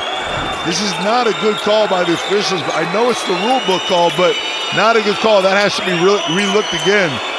So Mike James pulls up over Ken Birch off the front iron. Terrific offensive rebound, Matthew Strazel. Mike James steps into his three-pointer, clangs off the side iron. And we have got a whistle on the play now. That's Alpha Diallo fighting for the offensive rebound. That will be foul number 5, and he'll take no further part in the game. Well, James is throwing up threes right now for no reason. It's a 7-point game. You're not that far away. You don't need the three. You don't need that constant quick shot. Get to the basket. Find somebody open. Get a better look, as they did Friday night against Olympiacos. Diallo with a big game, but now has to go to the bench, fight for this offensive rebound. Alpha Diallo has been sensational in the Final Four. 22 points in the semi-final win. 19 points here tonight. And 3 of 4 shooting from downtown. He grabbed 8 rebounds as well. Magnificent Herculean effort from Alpha Diallo. But all he can do now is watch from the sidelines the position to which he is consigned after picking up that 5th and final foul. You see everybody from Monaco just standing around. Again, Mike James trying to direct traffic to go one-on-one. Down. That's the play right there. Dishes to Matthew Strazel, who connects from three-point territory. A big bucket from Matthew Strazel, who is perfect from three-point territory, brings his team back to within 5. And that's James' second assist. He had the one on the bounce pass earlier for the dunk by Diallo. This time he finds Strazel in the corner. That's the way James needs to play if they have a chance to get back in this game with 5 points down.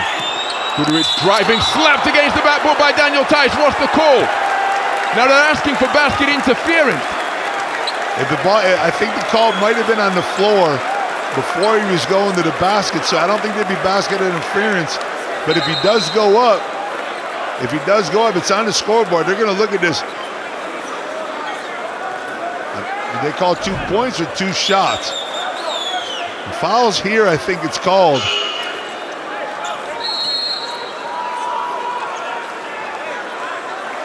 So, if you take another look at the corner 3, see Wade Baldwin in the background of that shot, watching on.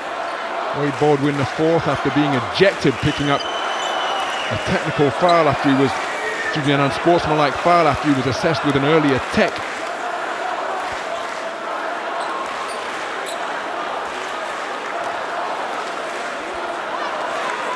So the bucket has been removed, so it is not basket good. Yeah, I thought that call was on the floor, which means he wasn't in the process of taking the shot. So 2 free throws to come. Daniel Tice called for the foul. That is number 4 for him. Wade Baldwin ejected from the game after picking up an unsportsmanlike foul to go with his earlier tech. Alpha Diallo was fouled out with 5 fouls. Guduric to the free throw line for the first time tonight. And makes it to move to 15 points in the game. It's a big free throw right here. 7-point difference compared to a 6-point difference with a minute 37 to go is huge. Guduric makes this. You feel a little bit more confident about your chances to win this game and not let Monaco get back in with a couple threes. You have to set something up here quick, Ron. Get it to James, get him in to penetrate in the middle of the zone, find your shooters on the outside, and see if you can get a quick 3 off the play, but you can't spend a lot of time. Let's check out the bench right now and the timeout for Fener and see how they're going to defend Monaco on this possession. Very important defensive play for this team. Hand off with James, quick solution, possibly pin down for the shooter. If you're guarding the shooter, try to understand where's the 5-man. Maybe you can go into the top line. Don't foul here, please. Don't foul here, please. And no line. One defense, guys. One defense. Wait. They are playing fake. Stick with the shooter. Sometimes we have 2 players for the jump switch. Wait for James or Kobo late. Gang rebound. Hold on to the ball. Let's go.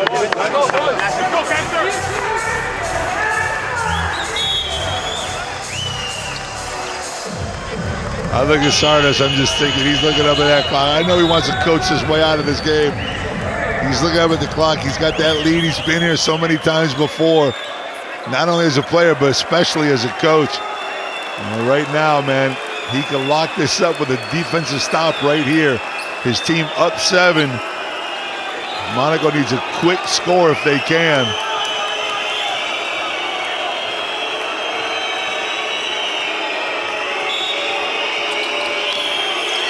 So Elia Kobo preparing to inbound.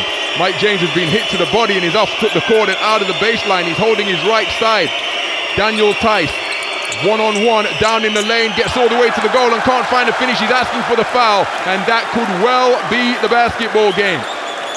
Now you see Fener just walking it up. They're going to try to take the next 20 seconds off this clock if they can.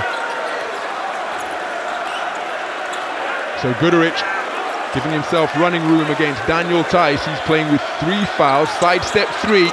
Oh, and he drills it right Theis to give his team a double-digit lead with a minute remaining. 10 points the advantage for Fenerbahçe Beko Istanbul. And the celebrations beginning in earnest here at the Etihad Arena. Although Nigel Hayes-Davis turning the basketball over, dispossessed by Jerome Blossom game. Strazel sees a seam, attacks, gets to the goal and finds the finish. Guduric has had a couple step-back threes over Daniel Theis that have solidified his victory. There's another one right here over the outstretched arms of Theis. Not much the big man can do. Marko Guduric, welcome to your moment, my man. We've seen so many people do it before. Micic just keeps Sergio Llull just going back, making the big shots in the big moment. Guduric has done it a couple times in his fourth quarter. So Daniel Theis commits the foul. And Daniel Theis asking Mr. Robert Lertemercer as to why there was no whistle when he made his move on the inside. And Daniel Theis continues to make his inquiry with his compatriot. The Fenerbahce fans are up on their feet and it is party time here at the Etihad Arena, because this moment from Marko Guduric, his third three-pointer of the final, sees him lead his team in scoring with 19, and it gave them a 10-point deficit at 64-74.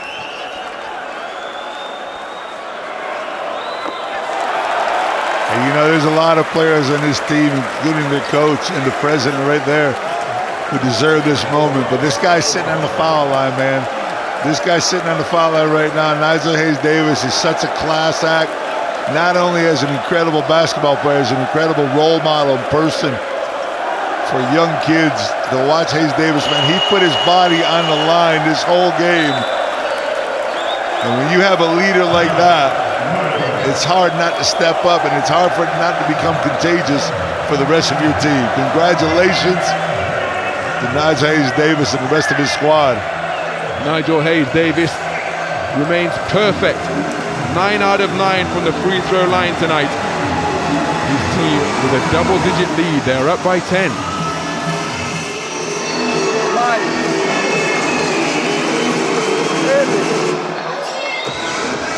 Showdown for blood. Come on, come on. Showdown. Five. Hey, you go like this. Ellie, you go like this. Jordan, you go like this. Full screen for Mike. And the Mintas way. When you take the ball, Mike, go, post it, shoot it. Okay, I'm saying it. Now put pressure up there. Stronger.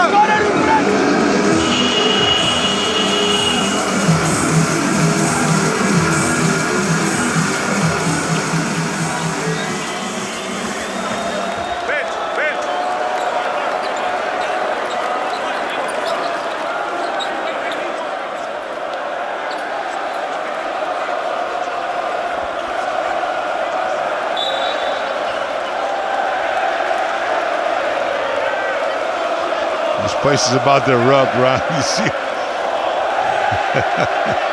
security wrapping the court right now, trying to keep all the fans off the floor if they can for this special moment for Fenerbahce basketball.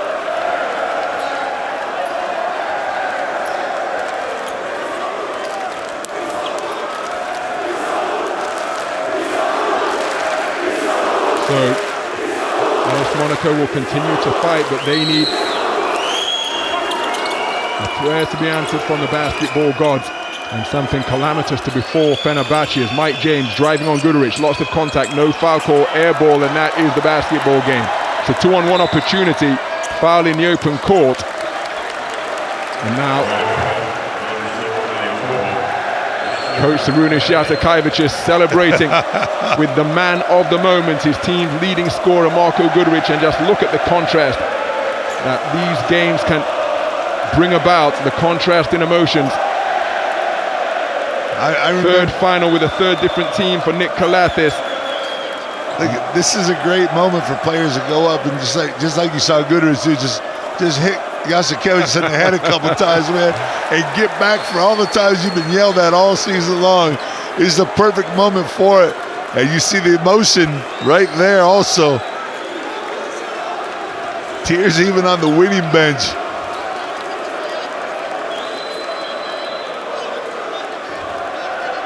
And the process doesn't change when Nigel Hayes-Davis goes through his little talk, little kiss on the right wrist, and drills another free throw, perfect from the line. 11 out of 11 for Nigel Hayes-Davis, 20 points in the game. Daniel Tice with a consolation bucket. As the clock continues to tick as Fenerbahce edge ever closer. Oh, look at Nigel Hayes going to get three. Look at Melly with tears on the bench.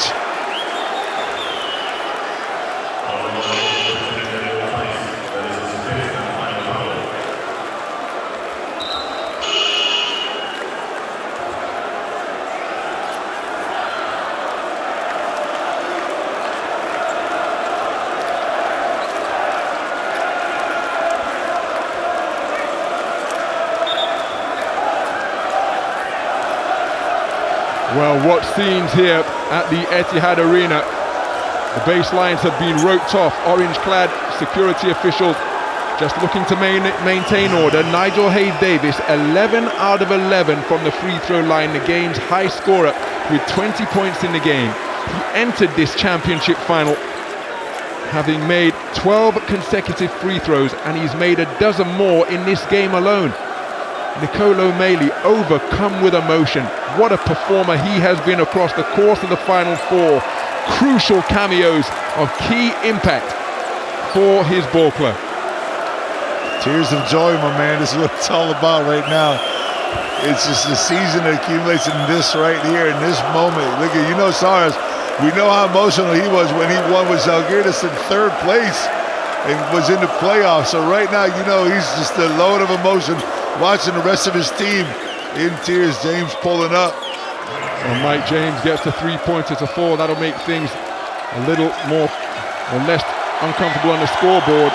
But what a wonderful moment between those two iconic figures as they share an embrace. But Fenerbahçe Beko Istanbul fashion a famous victory in Abu Dhabi to take the EuroLeague title. And just look at what it means to everybody clad in the yellow and blue from the team of the Asian side of the Bosphorus Strait in Istanbul. In a hard-fought physical encounter, it is Fenerbahçe who were able to demonstrate their brand of smart, intense, tough basketball to claim their second crown, adding to the one that they claimed in 2017. And now emotions beginning to spill from everybody associated with the Istanbul Ball Club.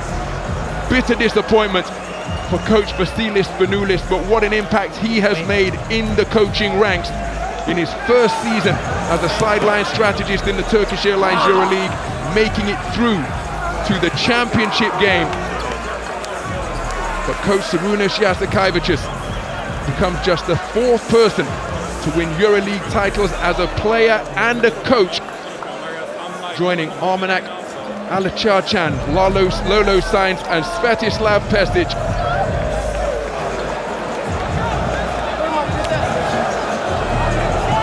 And their wonderful moment with the family for coach Sarunas Jasikevicius.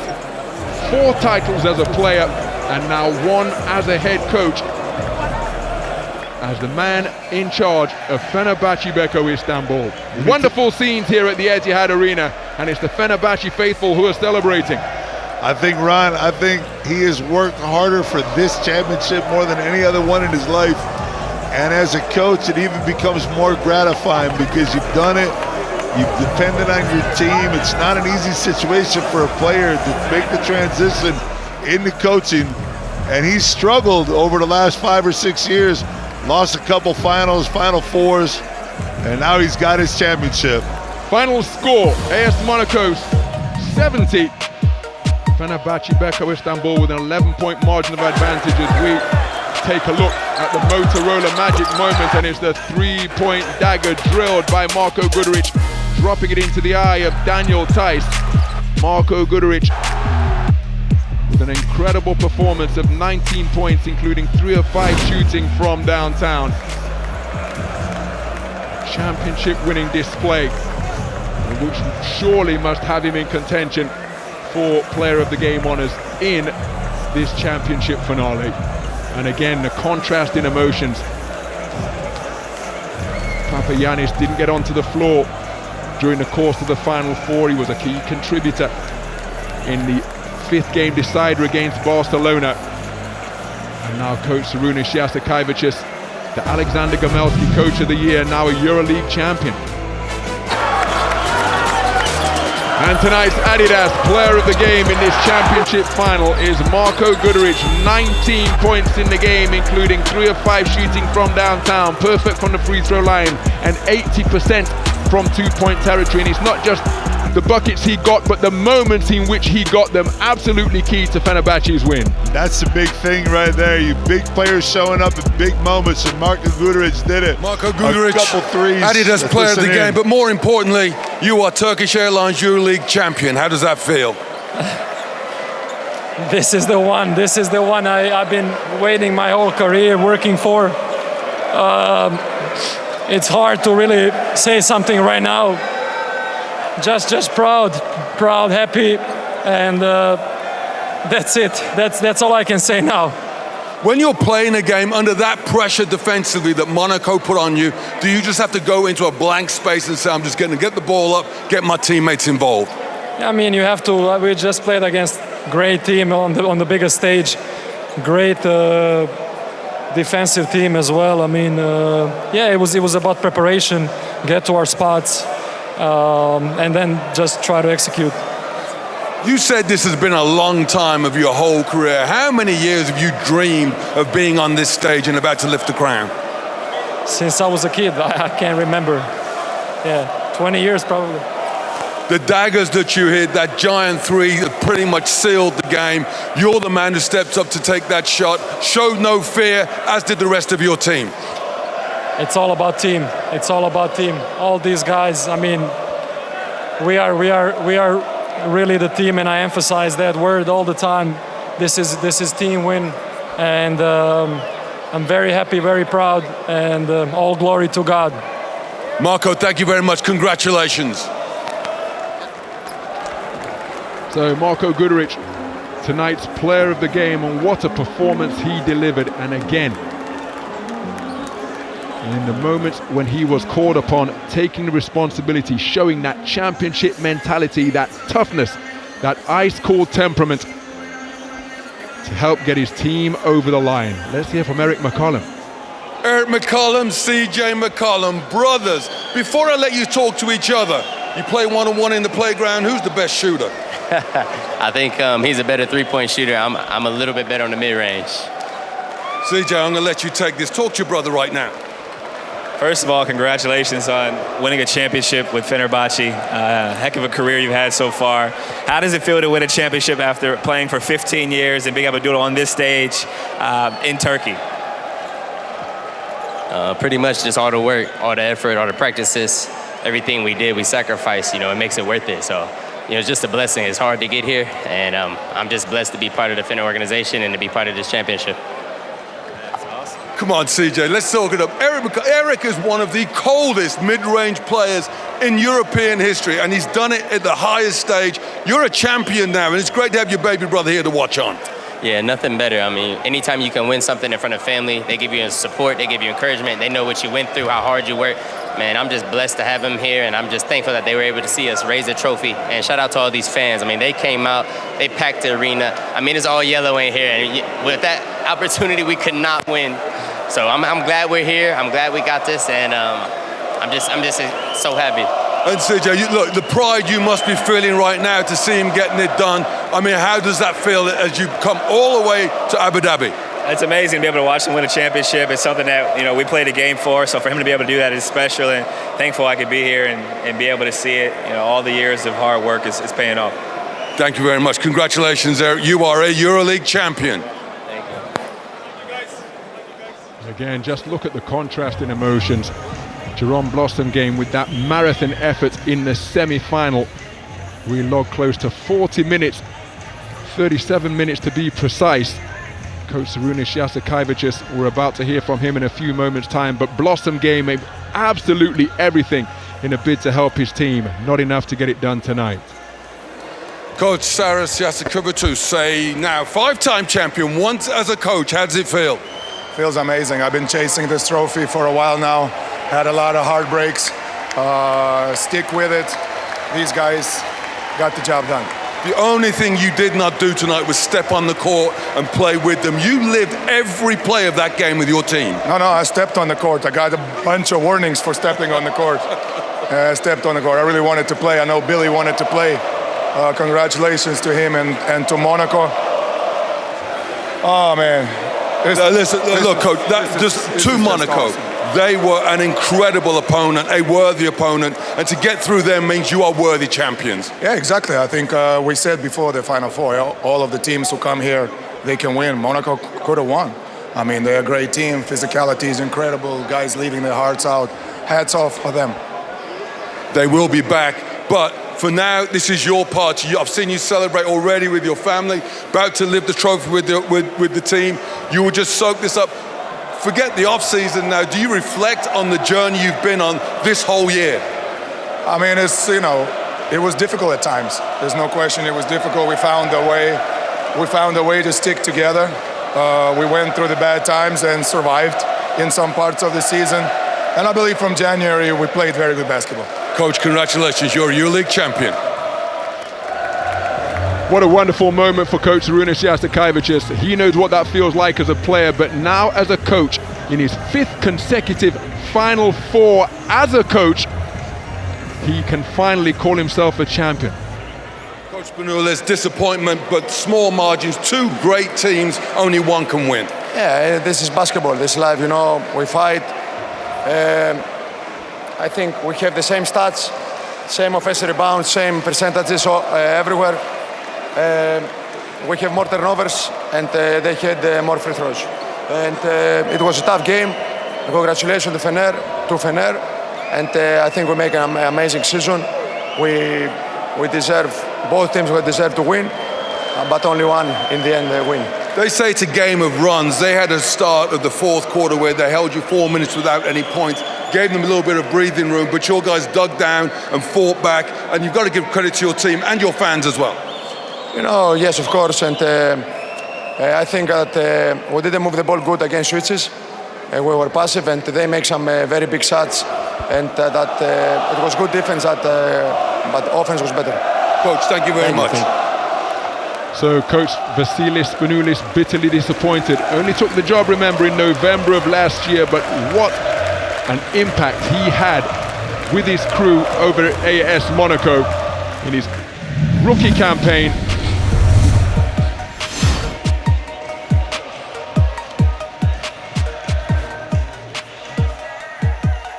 So the flight time play of the game comes from the first quarter of the semi-final when Kem Birch topped the tables with this rim-rattling jam against Panathinaikos, and again going for a ride on the rim, just adding a little bit of flight time to his numbers. He's going to get himself some air miles. You're trying to keep me going on this, aren't you? 1.79 seconds in the air is pretty good flight time if you ask me.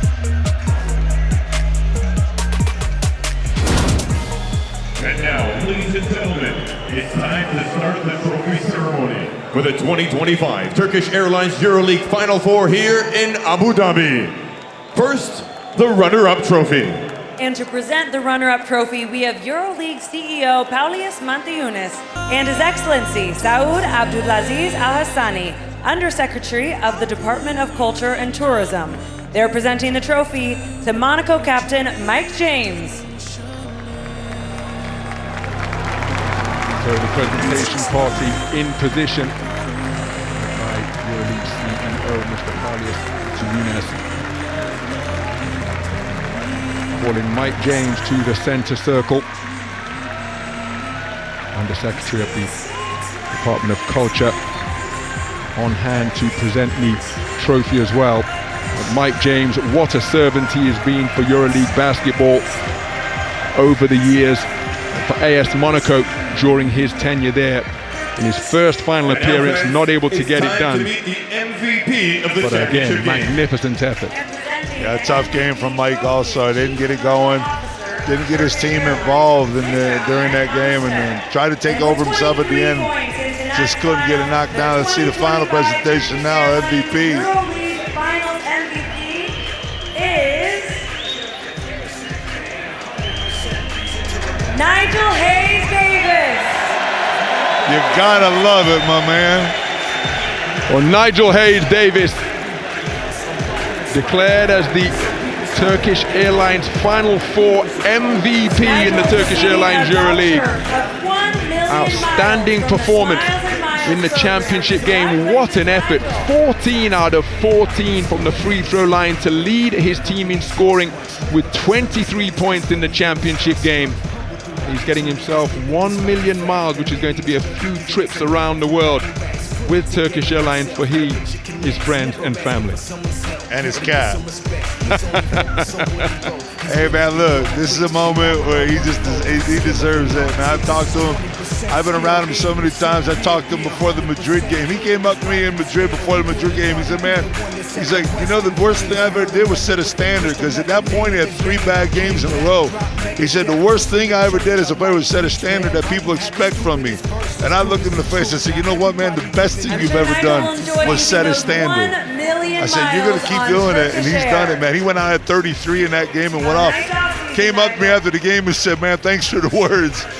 And right now, you see your EuroLeague MVP right there, man. That's a great moment, and again, to see this is just so painful. It's time to We've all been there. team. Presenting the awards, President of EuroLeague, Mr. Deshan Bodiroga. His Excellency, Mohammed Khalifa Al Maburak, Chairman, Department of Culture and Tourism here in Abu Dhabi.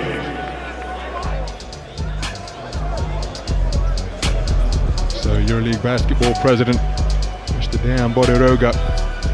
And now fans, the players from your championship team, Fenerbahçe EuroLeague team commemorated during the festivities over this Final Four period. Number 0, Eric McCollum. Well, Eric McCollum, in the presence of his brother CJ, Number 1, up to collect his miniature trophy, and what a performance he put forth in the semi-final when he put that 6-0 burst together, 3 of 6 from downtown and his 13 points. Yeah, sometimes it's not about what you do throughout the weekend. It's about what you do in certain moments. And when they needed a boost in that semi-final game, Eric McCollum was the guy who got it for him with that run. So Wade Baldwin sporting battle wounds as grazed on his shoulder as he back into the arena after being ejected. Nicolo Meili claiming a title, Sertac Shandler with the crown. They let Wade back in. Remember, Sertac Shandler taking that 2021 title with Anadolu Efes Istanbul. He's crossed the Bosphorus to get a title with Fenerbahce. Tarik Baburovic, what a postseason he has had. Yeah, pretty impressive. And he got a little, we talked about getting out of sorts when he got in that little battle with Strezell early in the game and didn't have the type of game that he's had over the last 5 or 6, but that doesn't matter right now. 23, Nigel Hayes-Davis collecting his title. Devon Hall has been sensational over the course of the Final Four. Dechampierre, dependable as ever. Marko Guduric, the player of the game in the championship finale. Artur Jagars, unable to suit up and compete in the final, but a crucial component of the victory. Gilson Bango, a late addition, signing in February of this year, but a key component of their success in the back part of the season. Yeah, they're all key components around, because if they're not playing on the court, they're practicing every day. They're making it tough on the first team, on the second team, they're making it tough on anybody. And Saras is going to make it tough on every part of the team. And this is the moment where you love your coach, finally. Bonzi Colston and Ken Birch, those frontline stalwarts rounding out the players. And now, Coach Sarunas Jasikevicius up to receive his miniature. And what a year it has been for him. To Alexander Gamelski, EuroLeague Coach of the Year. And now claiming his first EuroLeague crown. Absolutely sensational run as a coach in his 6th Final Four, 5 of them consecutive. President hands over the trophy of the 2025 Turkish Airlines EuroLeague Final Four here in Abu Dhabi to the captain of Fenerbahçe, Beko, Istanbul. So all of the front and back office staff of Fenerbahçe Beko Istanbul being invited up onto the podium to share this special moment. Dejan Bodiroga prepares to present the trophy in recognition of all of the hard work they have done over the course of this season. And here is your captain, Melih Mahmutoğlu.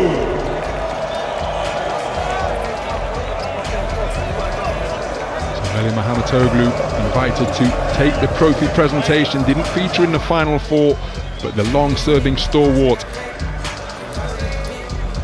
Fener captain, and now he's orchestrating proceedings from the center court logo. Nigel wants to get this on camera.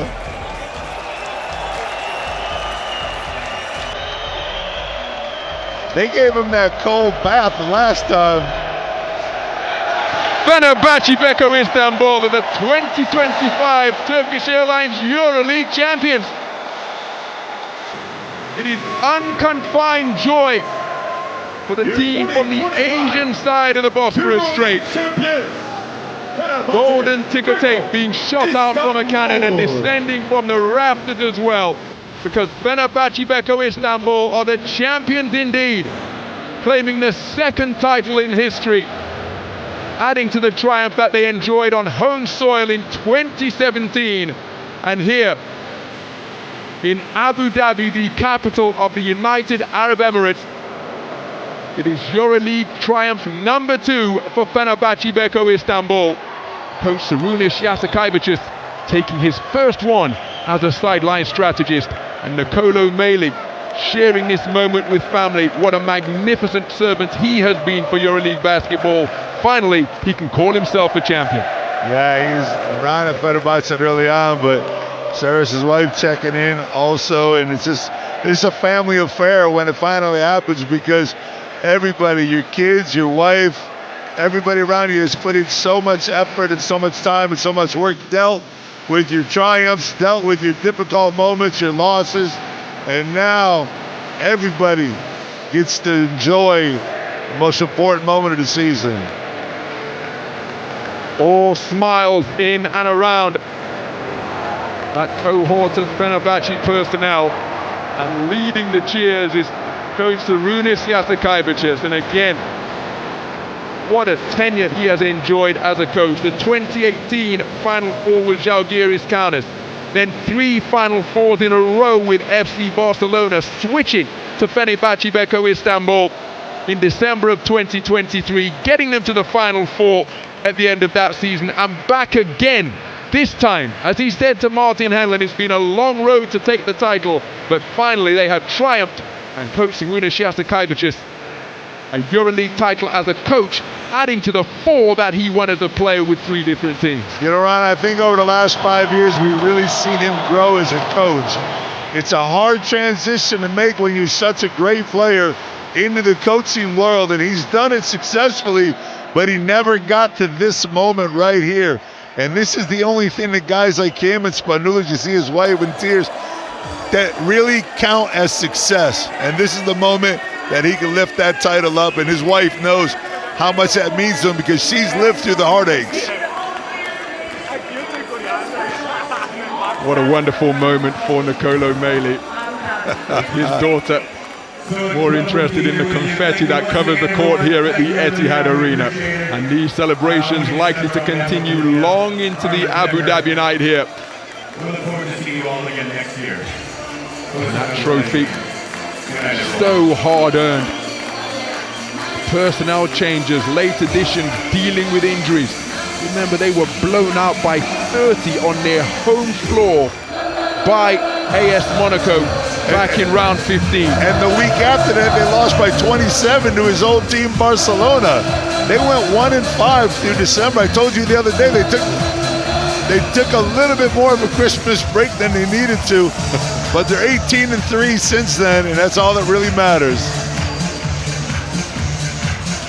So dancing abounds on the hardwood here.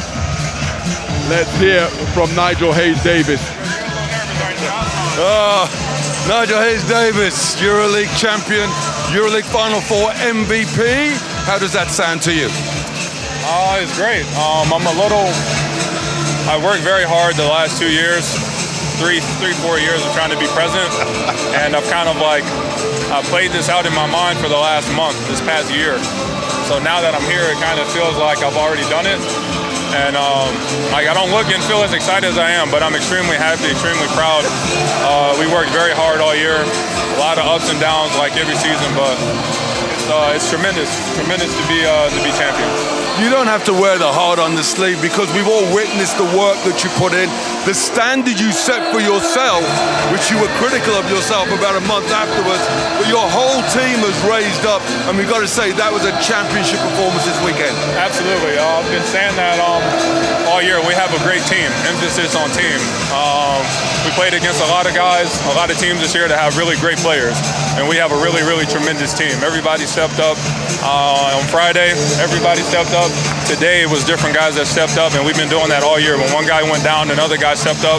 We lost Scotty at the beginning of the year, and those are big shoes to fill. We did that, and strength in numbers. We did it by committee. Great staff, great organization, and huge special shout out to the team and everyone that supports Fener. Now you said that you've dreamed this, you've played it out in your mind over and over again. I've got to say the way you are, particularly at the free throw line, it's if you're not. It just happens in metronomical. 19 in a row. Have you got any plans to miss a free throw soon? Hopefully not. I mean, but that comes from I'm really, really taking a step in how big mental preparation and manifestation is. I saw a video of Ronaldo. He says a little phrase to himself before he takes a free kick. And once I found out what he says, I just changed it from football terms to basketball terms. So if you watch me at the free throw line, I have the same speech routine I give myself. I go up and I shoot the free throws. So I'm glad I made all of them today. And the most important thing to my mother is when I make my free throws. So if I miss them, she's pissed. So as long as I keep making them, she'll be happy. And we go, okay, a little light-hearted question. The cat, what's he doing right now, and what's his name? Oh, Sly, my baby. I don't know what he's doing right now. He has no idea what's going on right now. I'm going to come back, and he's just going to be like, where were you at all day? A couple meows. We'll get some little nose kisses in, but yeah, I'll see him in a little bit. I'm sure he's not thinking about me. He's a cat, so. Maybe he can get his dinner out of the MVP trophy or something. Nigel, congratulations. Thank you very much to you and Sly. So Nigel Hayes-Davis calm after the Final Four MVP award in his favor for a terrific performance. 14 out of 14 from the charity stripe. 26 consecutive free throws made when you add that to the 12 straight that he had made coming into the championship game. The EuroLeague's all-time single-game leading scorer of the modern era. 50 points on the board against Alba in March of last year in round 32. Truly delivering. Not a spectacular performance, but so consistent. Giving up his body, flirting with a double-double, 9 rebounds, 2 steals, and a block. And again, the hustle plays that don't show up on the stat sheet. A fantastic display from Fenerbahce's leader. I think that was the most important part of it. You can make all the free throws you want, all the things, but players follow their leaders and they follow what they do. We saw 2 or 3 plays where he got on the ground where you don't typically see basketball players get on the ground and go after the rock, and he did it. He sets an example, and it becomes contagious for the rest of the squad. So a tradition that began in college basketball, the trimming of the twine. Jilson Bango standing strong, that pillar of support beneath Marko Guduric, the game's MVP, carrying out that traditional cord-cutting ceremony as we take another look at the moment of confirmation, the trophy presentation. Marko Guduric, the player of the game, alongside the Fener captain Melih Mahmutoglu, hoisting that trophy aloft, a moment that these players and everyone associated with them will remember forever. You don't forget this moment, Ryan. This goes down in history, goes down in your mind, because in all reality, it's what you play for. You're making millions, you're famous, you're well known, you might have your Instagram account, you might have a cat that you picked up, whatever, but this is the moment when you look back that you remember the most. But like Spanulis said the other day, 17 years he suffered to win 3 championships, so there's a lot of suffering that's gone. with that feeling. You could see it. And Coach Saras' wife also, she knows how much it means to her husband and the rest of his family. This moment of joy will be comparatively brief, but my goodness, it is something that this group will be able to call upon and harness as they look to go forward and repeat, looking ahead to next season. And given the mentality of many of these players on this squad and indeed the coaching staff, this is likely to be a brief celebration before they start looking ahead to next year and put out that mantra of let's do it again. Did you just throw out the repeat already? I'm thinking what they're going to be thinking. They're trying to anticipate what they're thinking. Man, they're not thinking repeat yet. They're thinking that next year sometime. Give these guys a break, will you? Give this poor guy. He only needs to worry about the Turkish league right now. That's all he needs to worry about. Forget repeat. It's taken him so long to get this one. It's been such a hard road that he's going to enjoy this for his moment, man, a moment he deserves. Nicolo Meli. So many runs deep into the postseason, final 4 appearances. And again, didn't play the minutes he's perhaps used to getting, given his talents and abilities, but my goodness, he was dependable when called upon and brought all of his experience and ability to the fore over the course of the final 4. That's called quality minutes, man. When you're a vet, you just got to get in and do what's asked of you and figure out what part of the game that you need to take care of. And Meli did it, whether it was picking up offensive fouls, getting offensive rebounds, getting on the floor and getting loose balls. Meli did everything his team needed to get him to this point, and he's celebrating every minute of it with his young daughter. Remember when Fenerbahce made their 3rd consecutive final after winning in Istanbul? He joined the club the following year, only to be bested by Real Madrid. And perhaps that goes some way to explaining the emotions that he was demonstrating when it began to sink in that he is a EuroLeague champion, as is that man, the EuroLeague Coach of the Year, capping what has been a magnificent campaign by guiding Fenerbahçe Beko Istanbul to their 2nd EuroLeague title. That little kid on the right there with the hat on, that guy can play too, man. That's Coach's son. I saw him play in a tournament I was coaching in Barcelona, and he's got game too. He's going to be around sometime. Guys, I think it's not the time for you to do that. So far from the celebrating crowd, Coach Sarunas Jasikevicius just enjoying some quality time with his family.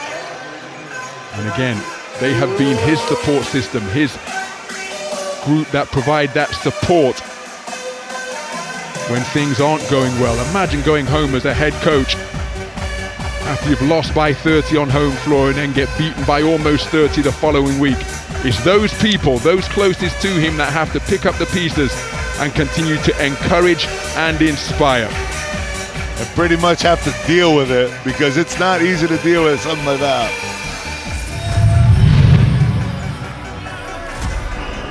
So some of the highlights from tonight's championship game here at the Etihad Arena. It was Fenerbahce who put the first score on the board, but that was their only lead of the first quarter. Devon Hall, sensational once again, giving his team the final 5 points of the second quarter to put them up by 2. Yeah, 1 point or another. It's the team that gets over the physicality and be able to make a run. Guduric doing what he needed to do in the 3rd and 4th quarter to give his team the run. Couple threes over the top of Tyson, finishing out the game. And give Monaco some credit here, man. It's an incredible season for them. They've gotten to the final one more time. Can't finish off. Spanulis has to go back to the drawing board, try to figure out how to get back here. He knows his co-part, Jasikevicius, took quite a while. You see that big threes by Guduric right there. And that prompted jubilant celebrations over on the Fenerbahce bench, and this was when the final buzzer sounded. What a moment between the two men who won the EuroLeague title together as players. Congratulations and commiserations being exchanged. But at the trophy presentation, it is Fenerbahçe Beko Istanbul who celebrate as the Turkish Airlines EuroLeague champions of 2025. A final look inside the numbers. Turnovers hampering AS Monaco, and the bench points from Fenerbahçe Beko Istanbul, a key statistic in that hard-fought battle between two worthy finalists. That's when you talk about team victories. You talk about the guys that are coming off your bench and contributing, and that's exactly what Fenerbahçe did. 24-4 bench points, Fenerbahçe over AS Monaco.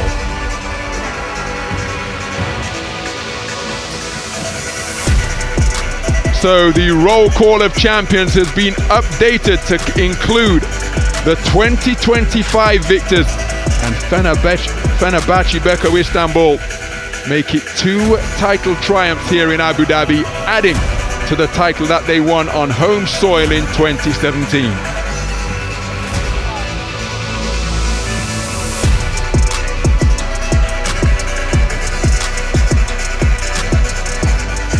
Well, it has been a special EuroLeague campaign as we have celebrated and commemorated the 25th anniversary of the modern era of the Turkish Airlines EuroLeague. We had legends from the modern era in and around the Final Four festivities. They featured as coaches strategizing this championship game. They featured as players out on the floor. And my goodness, how much inspiration must the competing teams have taken from their forebears who have walked this path as EuroLeague titleists. And a few of them many times over. A lot of guys here have won their first championship cup that they're able to rise. A couple of these guys, like Kyle Hines, that we just saw, he's raised that cup too many times, but it never gets any worse, man. It's a sweet moment. Everyone is worth it. It's a full year of hard work, 34 games, 5-game playoffs, a Final Four, and just an incredible moment. What a wonderful moment for Devon Hall. He has been sensational. The Final Four throughout the playoffs, a real X-factor contributor, along with so many of his teammates. Fenerbahçe Beko Istanbul, it was their leader, Nigel Hayes-Davis, who got the Final Four MVP, but this a triumph for the entire team here in Abu Dhabi.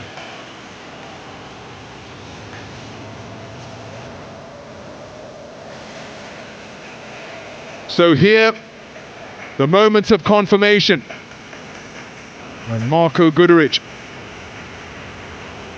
hoisting the trophy aloft after orchestrating that rocking back and forth.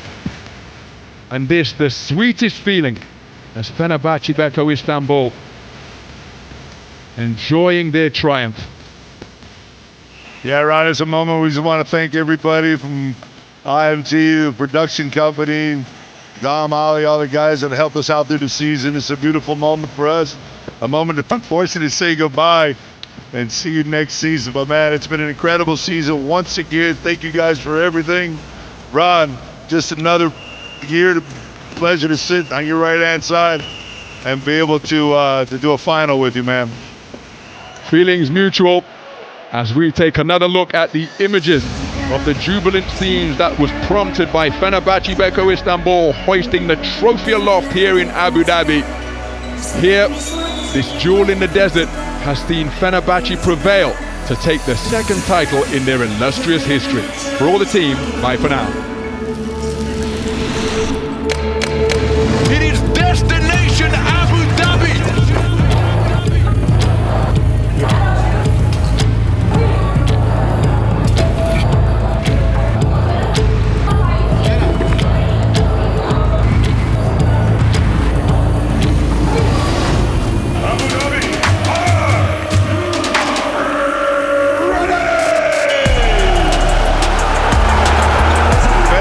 Feeling it offensively right now.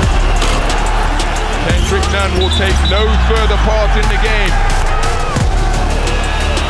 Oh, what a score! With the final nail in the coffin of the defending champion. Well, you will play better on Sunday. I'm the lead.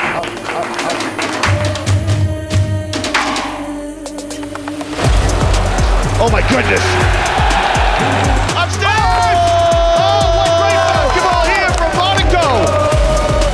Look at this! Showdown here in Abu Dhabi. You can see what it means to the Olympiacos fans. Beautiful pass by Mike James. AS Monaco are going to advance to the finals for the first time. Fenerbahçe Beko Istanbul and AS Monaco prepare for a basketball duel in the desert for the right to be called champions in the Turkish Airlines EuroLeague. We are underway. What footwork in the lane! What a save! That is sensational! Dropped in the eye of Mike James. Nigel Hayes-Davis, they break the deadlock. You have a sense of destiny. Fenerbahçe Beko Istanbul take the EuroLeague title.